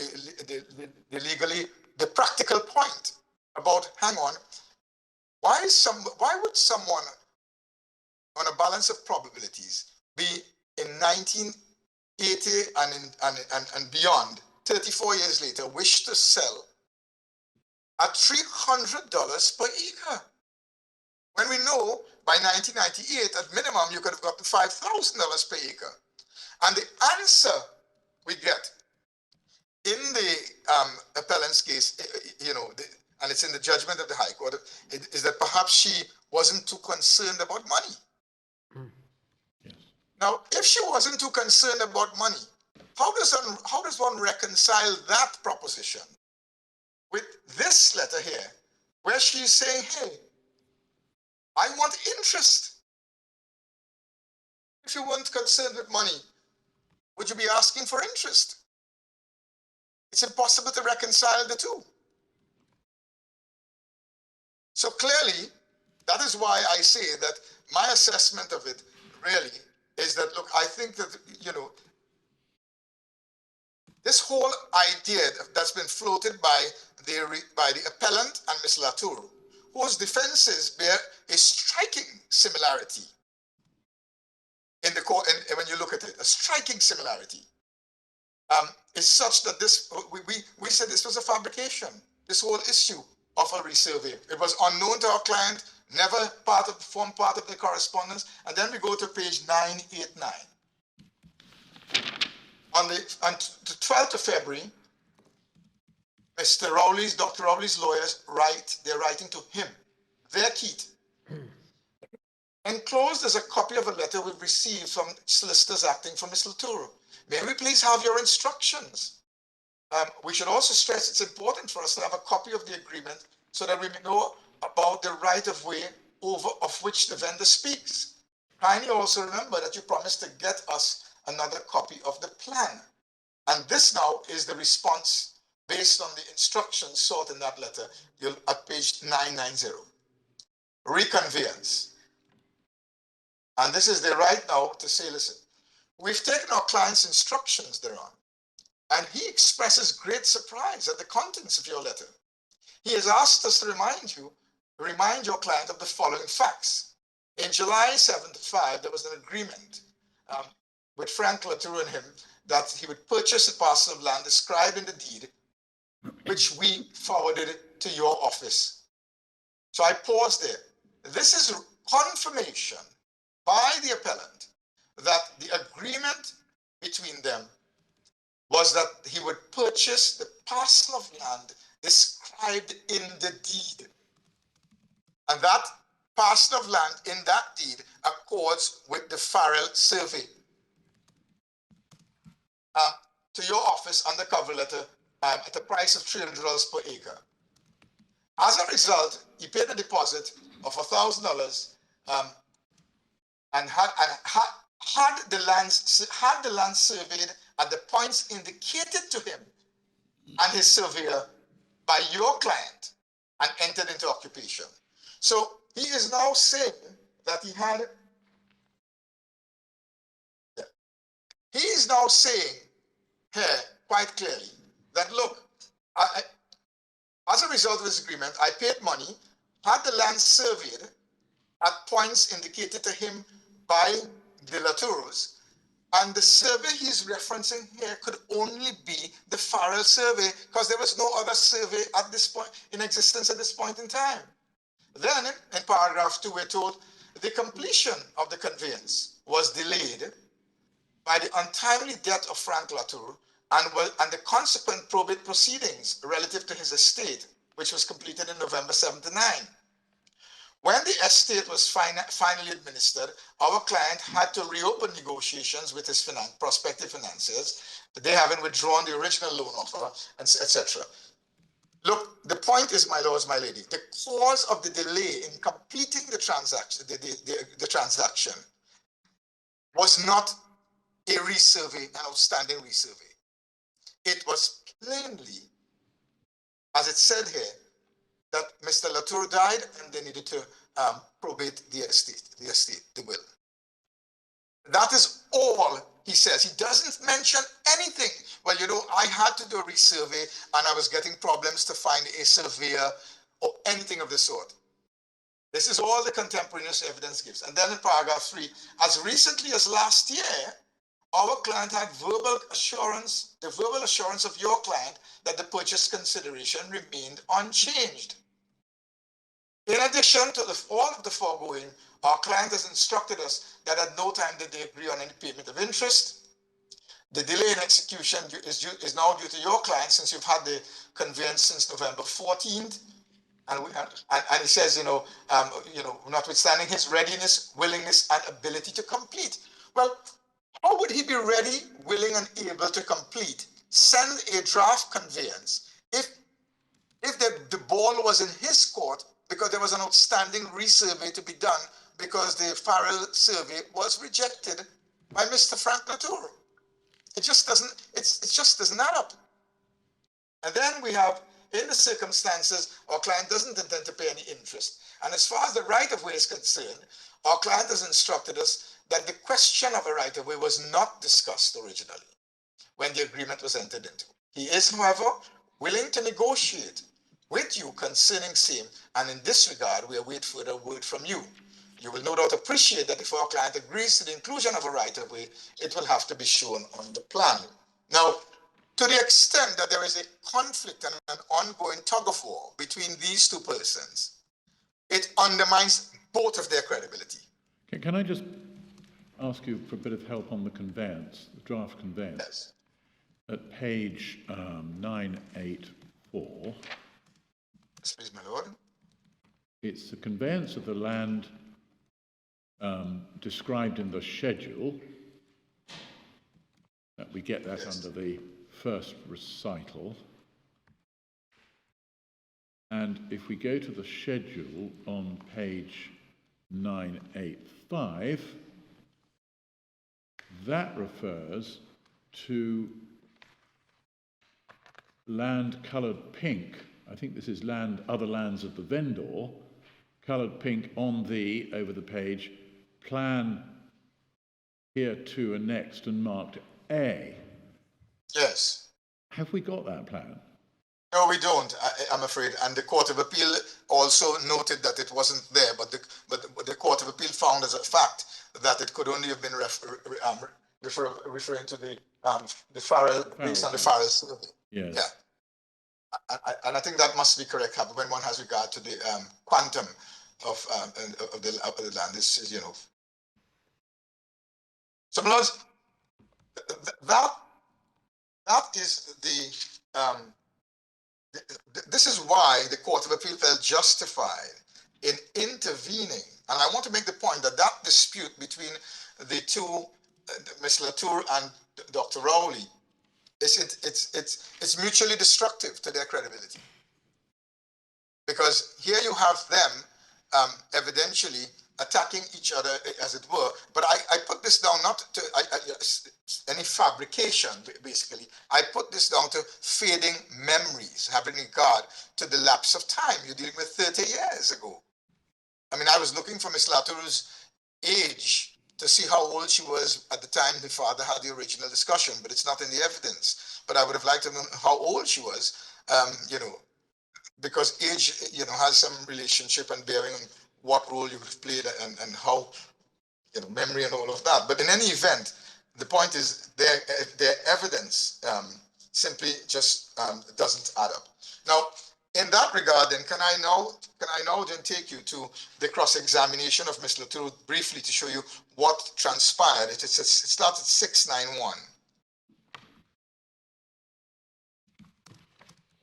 So this is where Mr. Fitzpatrick, Senior Counsel, starts his cross-examination on the documents, on the contemporaries documents. And he says, he starts with the first one. So now, this is Dr. Yeah. He says now, Dr. Rowley, through his attorneys, called upon you as executrix to transfer 56 acres of land shown on the Farrell plan, did he not?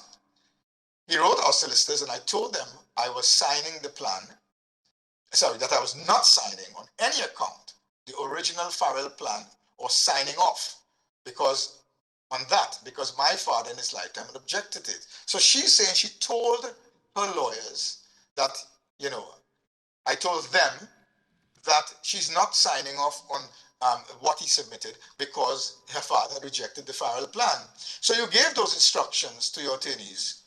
Your attorneys were whom? Paulin and Blah. Paulin and Blah, my lord, is one of the largest and most reputable firms in Trinidad as well. These are not sole practitioners. These are big firms. So you're instructed. So you instructed your attorneys to tell Dr. Rowley, did you? Did you instruct your attorneys to remind him that you had agreed to have a resurvey done? Well, of course I told them. You told them about what my father had said, that the survey had to be redone and the eastern boundary had to move to the east, and until that I was not signing. All right, well, would you look? So that's the first thing. Then we go to page 693. He puts to her, did your attorney show you a copy of this letter? This is the one where I think the conveyance might have been attached to, and she says, they spoke to me about it. You see how vague answers are. They spoke to you about it. It goes on to say we enclose the draft conveyance for your approval on behalf of the vendor. You see that? Yes. And it goes on to say, should you approve the deed, we'd be grateful if you'd execute an escrow. All right, yes. At the bottom of that page, at line 23, so here Dr. Rowley through his attorneys were calling upon you, you see that? Yes. To sign the conveyance for the 50-acre parcel. Yes. Now this was in 1980. Yes. And this is several years after you and Dr. Rowley had agreed to have the lands resurveyed. Of course. So that's why I didn't sign it. So that is why, so you gave your lawyers instructions. That is why you're not signing it, because the lands had to be resurveyed. That's right. Then we go to the bottom of that page, line 27, I'm on page 694. Now, the only thing you say you've instructed the lawyers is that the survey had to be redone. That's the only thing you say you instructed them. And she said, that's right. But your lawyers didn't say that. Well, I don't know why, because they had maybe for one reason. I don't know why they didn't. You say your lawyers didn't follow your instructions. Are you saying that? Well, I have to say that because they didn't. Did you instruct them to say, we understand from our client, that is to say, they're saying their instructions were that certain rights of way would have to be granted and so on? Did you give those instructions to your lawyers? No. You didn't give those instructions to your lawyers. They made that up. The right of way has always been there. But I'm asking you, yes, I didn't give that this instruction to them. You didn't give this instruction. Further, the purchase price does not appear to be in order and you have to pay interest. Did you give lawyers instructions that say that? No, I didn't. Oh, you didn't? Your lawyers never showed you a copy of that response that they were sending to Dr. Rowley's lawyers? Well, I have no copies. I've never seen copies of that. At the time, your lawyers, did they show you a copy of the letter they sent? I have no copies. I've never seen them. And then she says at line 10, you know, I really can't remember that part. So then lower down on page 696, scrolling down, we said, this letter again says that you had an appointment to come in on the 16th of December to arrange for the deed to be executed. You see that? Yes, I do. And you had an appointment with them. Do you recall having an appointment with them? No, I don't. So, and you had no appointments with them. You didn't see your lawyers. I don't remember seeing them to sign any document because at that point, fine, Paulinaire was going off on a tangent of their own. And then there's an objection about saying such a reputable law firm could be going off on a tangent of their own. The judge intervenes and we go to page 698 at line 6. But as far as you're concerned, Paulinaire and Blad did not follow your instructions to write to Dr. Rowley to say you have to have the lands resurveyed. As far as you know, they never wrote or followed those instructions. At line 15, they didn't respond to Dr. Rowley for his request to sign the deed and tell him what your instructions were, that it had to be resurveyed as far as you're aware. I don't remember seeing any letter. Okay, following this one, you look at tab 13, and then we go scrolling down to page 699, line 14. In response, I showed you before, they wrote to Dr. Rowley's lawyers claiming that the certain rights of way would have to be granted to the adjoining lands and asking for clarification of the purchase price. Okay, and in response to that, Gopi Singh Martin and Edwards writes this letter to your attorneys, Mr. Edward Collier. He was a solicitor in 1981. And then we go to the bottom of page 700. He quotes from the letter. Let me pause there a minute. The letter enclosed, you remember, a copy of the price, sorry, a copy of the deed with the reference, and this is important, a copy of the deed with a reference to the 56 acres in the Farrell plan. I wouldn't be able to say that since I don't know. But I'm just telling you. Top of 700. At the top of page 701. 701, thank you. Yes. And then he says, no, I'm just telling you, oh, I showed you the letter, yes. And that is when Dr. Rowley was saying, transfer to me 56 acres, which I've agreed to buy. At line 23 on that very page. All right. And that date referred to 56 acres contained in the Farrell plan. And we go down to the next page, at page 702. And the lawyer is trying to tease it out because she's clearly being very difficult. And he says, look at line 10 on page 702. So let's take it very slowly. Dr. Rowley's lawyers write Lawyers Act in view. They send a deed saying to transfer 56 acres of land. Yes.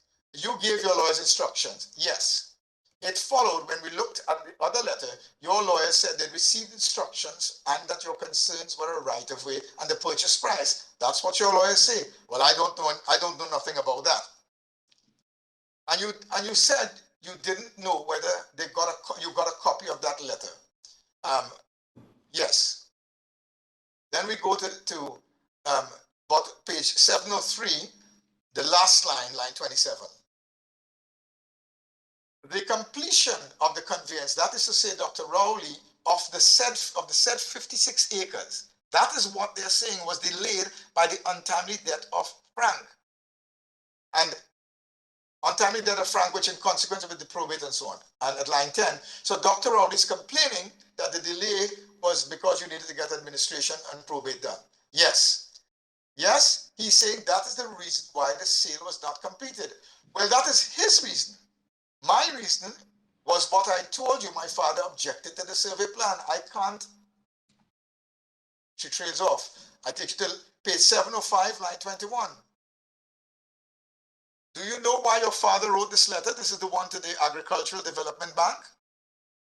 Well, he asked the ADB, according to the letter, if he was prepared to sell the agricultural land and the price. And you don't know the purpose why the ADB was asking him this? Well, I think it says he's willing to sell 50 or more of my property. 50 or more. But at this time, that 50 is closer to home with the Farrell plan as compared to anything else. I take you next to page 708, line 1 at the top. 708. And you will see Dr. Rowley, a verbal assurance that the purchase consideration remained unchanged in 1980. That's right, because this was the amount of the purchase price of $300 was the amount we told the ADB, my father had told the ADB. No, you gave the assurance of Dr. Rowley that the purchase price remained unchanged. That is $300 per acre. I don't know about that.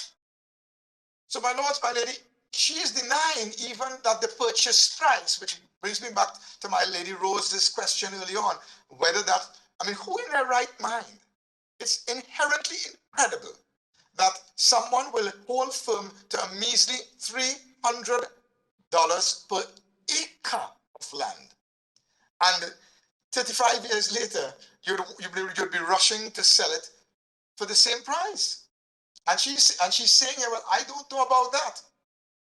I mean, if she doesn't know about that, what does that say? It seems to be a different point, Mr. Ramlogan. The Court of Appeal intervened, as we've seen, on the basis that the trial judge ignored these letters or didn't take them into account.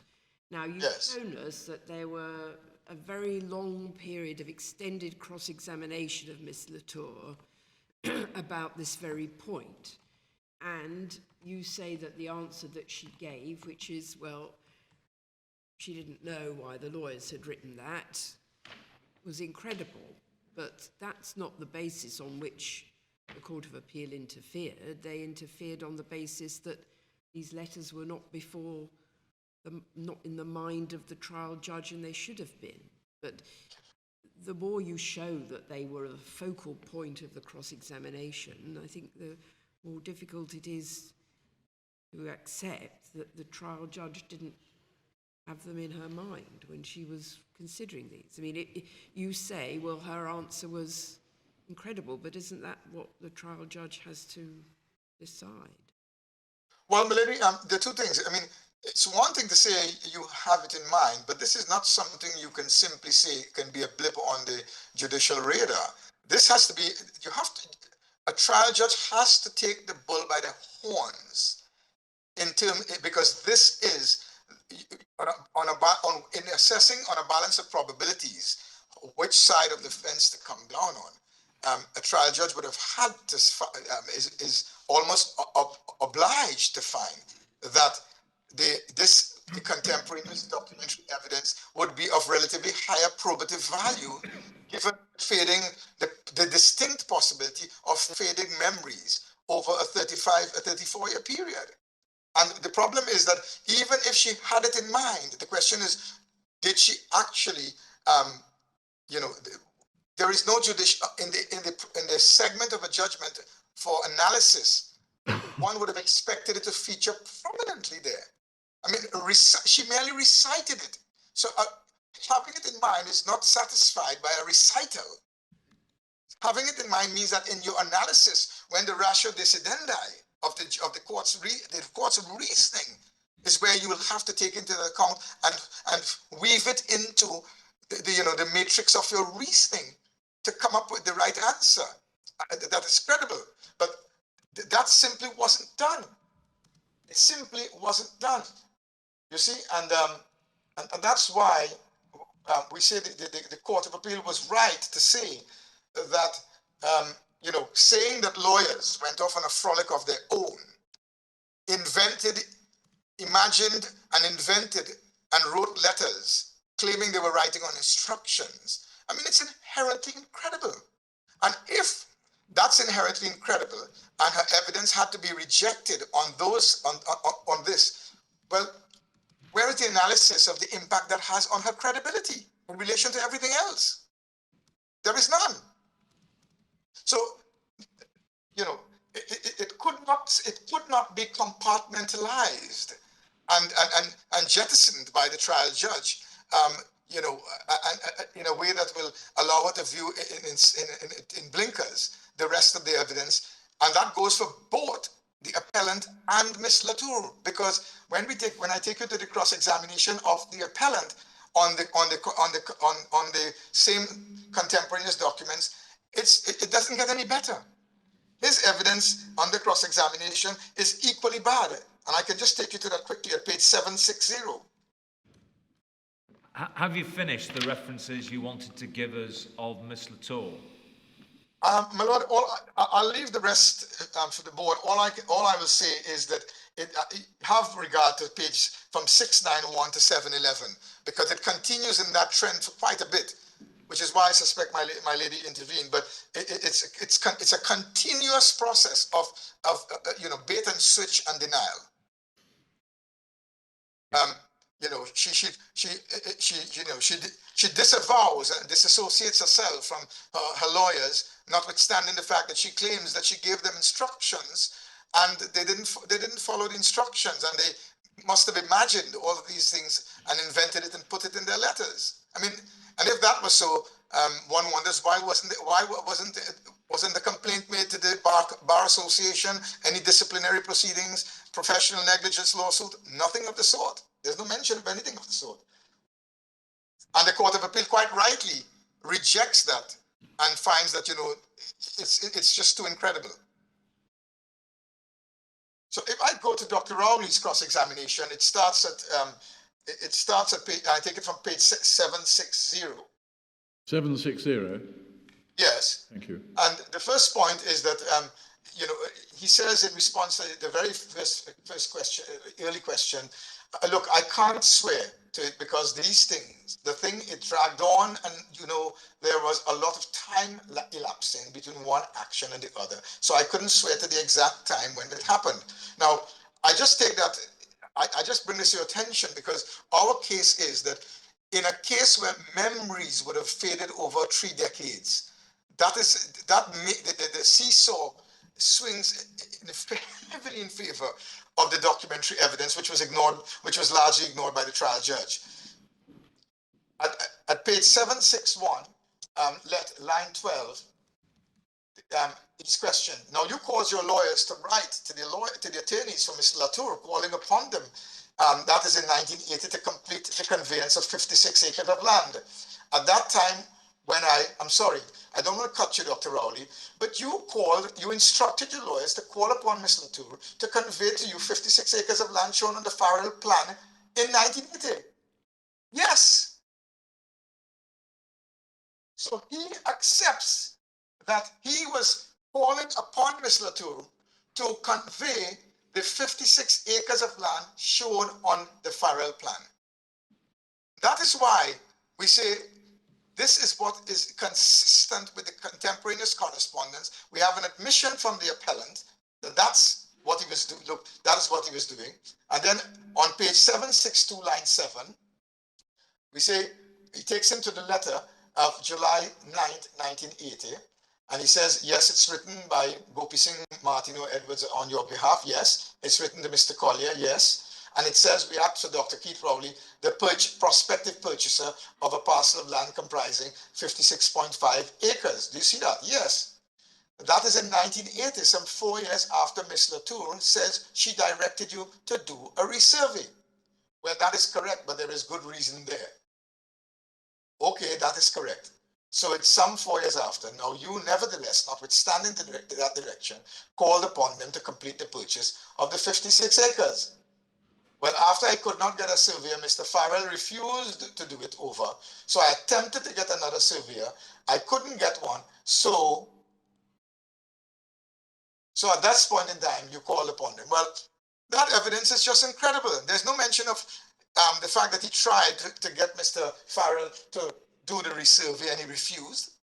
That's not in his witness statement. It's not in the evidence in chief. It's not in his pleaded case. It's made up. It's probably, you know, trying to fill a gap based on his fading memory or to just fill a gap. And then he goes on a paragraph at line 11. So your lawyers were calling upon Ms. Latour to transfer 56 acres, which is shown on the Farrell plan. You accept that's what the letter said, providing that is what she was prepared to accept. So having not got the survey done, over that time that it elapsed. When my lawyers wrote this letter, it was in the context of seeking to use the plan that was available. Ms. Latour insisted that she was not going to do that. So insofar as you were concerned, your lawyers writing this letter, you had an agreement to purchase 56.5 acres of land. At that time, yes. At that time, yes. At that time. So, I mean, all of this is a deviation from his case other than the 56.5 that, you know, he was trying to get it and had difficulty in getting it. The Court of Appeal says it's passing strange that he was having difficulty for 35 years to get a surveyor when the minute we filed the claim, he managed to get one within months. From January until April, I think, is the window of opportunity. So how on earth could he have gotten not one but two? I think he got the in March and May, 2 different surveyors. But I mean, we have to give some deference pay some judicial deference to the local custom and conditions in Trinidad and Tobago. The Court of Appeal quite rightly says there are no shortage of land surveyors. And that it's inherently incredible that he would have had a problem getting someone to do the resurvey. Even if you had a problem for 35 years, you had that problem. It persisted for 3.5 decades. And then when the respondent files his claim, oh, hey presto, one suddenly magically appears. I mean, it can't stand up to scrutiny. And then I go to page 764, line 22. But you were calling upon them to send a draft conveyance to the attorneys for Ms. Latour for the sale of 56 acres. Yes, should she approve? I had on page 765, line 5, I had an enforceable agreement from the very beginning. Question. And enforceable agreement for 56 acres, the 56-acre parcel of land. Yes. This is his evidence that from the word get-go, he had an enforceable agreement for a known parcel of land for 56 acres. That's the Farrell plan. That is his evidence. So I take you next to page 768, line 13.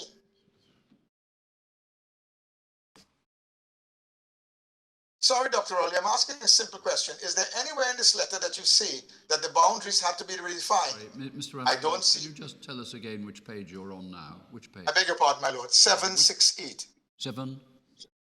68. 68. 68. Yes. I'm grateful indeed.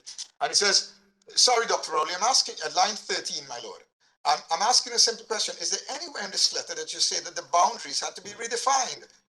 I don't specifically see in this letter objecting to the payment of interest and that they're looking at now. Yes, I believe so, my lady. Yeah. And he says, in fact, what you say in this letter is that there was a survey in 1975, you entered possession, and that is what you were calling upon the other side to convey to you. Yes. No mention of a resurvey or a need to redefine the boundaries. Scroll onto the next page, 769. At 769, line 3, they say you had the verbal assurance of their client that the purchase price remained unchanged. Yes. So you had obviously spoken to Ms. Latour before then. Yes. At the bottom of that page, Ms. Latour gave evidence. She said, as far as she was concerned, last line, there was always going to be, a right of way for the balance of the lands. And the judge says, yes, that is indeed what she says. And his answer is, and that is what I understand. Yes, yes. And that is what you understood. I always understood that there. You always understood that, and that was not as a result of any discussions, but it's a simple understanding as far as you're concerned. Yes, yes. but there's no, line 16, but there's no question of negotiating. As far as you're concerned, there was to be a right of way. And then he says, well, that's the lawyer writing based on what I would have been saying, and if there was to be a right of way. So, for instance, yes, if they were willing to negotiate with you, considering this in the same way it would, because Ms. Latour had issues about proper access with the remainder and so forth. Now, that's the upshot of, if I take it to 772, sorry, 773, you see, he says at line 19, you did voluntarily suggest you couldn't get Mr. Farrell to redo his plan. But you The judge over intervenes. 772, where in fact that is where he puts his case again and says the acreage was not determined, the plan wasn't accepted by them, it was all dependent on surveying the land and bringing it to their approval. So that's when Well, he yes. reverts to what was his case. Well, milady, I mean, there is a lot of zigzagging about his case. On the one hand, he says he understood that he was purchasing what he agreed to purchase was the 56 acres based on the Farrell plan. On the other hand, he says, well, look, that's why he wrote them to convey that parcel of land to him. Then there's an issue about whether there was a need to resurvey, and he couldn't get Mr. Farrell to do it, to do a second survey. I mean, and then it goes on. But I mean, at 773, at the bottom of the page, the lawyer puts him, well, you didn't mention anything about this anywhere in your statement that you asked him to redo the plan and refused. He says that's probably a mistake, but it doesn't change the fact. So, I mean, look, his evidence is at page 776, line 17, when they confront him he's confronted again with that he says, well, look, I heard Ms. Latour spoke about her lawyers not being asked to ask for any interest, right? So I didn't know anything about any interest, right? The lawyers raised that in the context of lawyering. I mean, there was no attempt by Ms. Latour to issue a summons to have her lawyers come to testify so that she could put to them and they could tell the court that they didn't, fabricate this or write those letters without instructions. They knew the evidence, they saw the correspondence, it was disclosed long before witness statements were due. Why on earth would you not summons? It's a simple procedure to issue a witness summons, let the lawyers come, and let them be cross-examined about where on earth did they get those instructions from? How would they have concocted and dreamed this entire thing up? But that's not done. And what is the inference to be drawn if a witness doesn't bring their lawyer, but seeking to put so much distance between themselves, their instructions, and what was conveyed by the attorneys based on those very instructions? So I say, Ms. Latour and Dr. Rowley, their evidence is inherently contradictory. They contradict each other. It is in conflict with what is written by their lawyers, and the judge ignored the fact that this was internecine warfare that would have destroyed. They were in effect destroying each other's credibility. Forget the respondent. He could have sat back and folded his arms and look on at what was taking place in the ring, because they were both speaking from different sides of the mouth. And you couldn't reconcile it. The judge had to say, and nowhere in her judicial analysis did she say, well, look, I believe Dr. Rowley over Ms. Latour, or I believe Ms. Latour over Dr. Rowley. Nowhere did she say, well, I don't understand why they would make such serious allegations of professional misconduct against a reputable law firm that she intervened, you may recall, to stop the lawyer from going further or using what she probably felt was pejorative language. Well, I mean, why on earth wouldn't you then draw the necessary inferences from the fact that the lawyers were not, she didn't bring her own lawyers. Neither Dr. Rowley. Neither of them brought their lawyers to testify. So, Well, Mr. Ramlogan, we're up against the clock at the moment. Is that I see, my lord. is that a manageable break point for you? It is indeed, my lord. Yes, I'm grateful. I'm grateful to the court. We'll resume at 2 o'clock. But doing my job as timekeeper, I have to remind you that because you started early, that doesn't give you an automatic extension of time. I'm sure you're well aware. I won't claim any interest, my lord. 2 o'clock. Much obliged.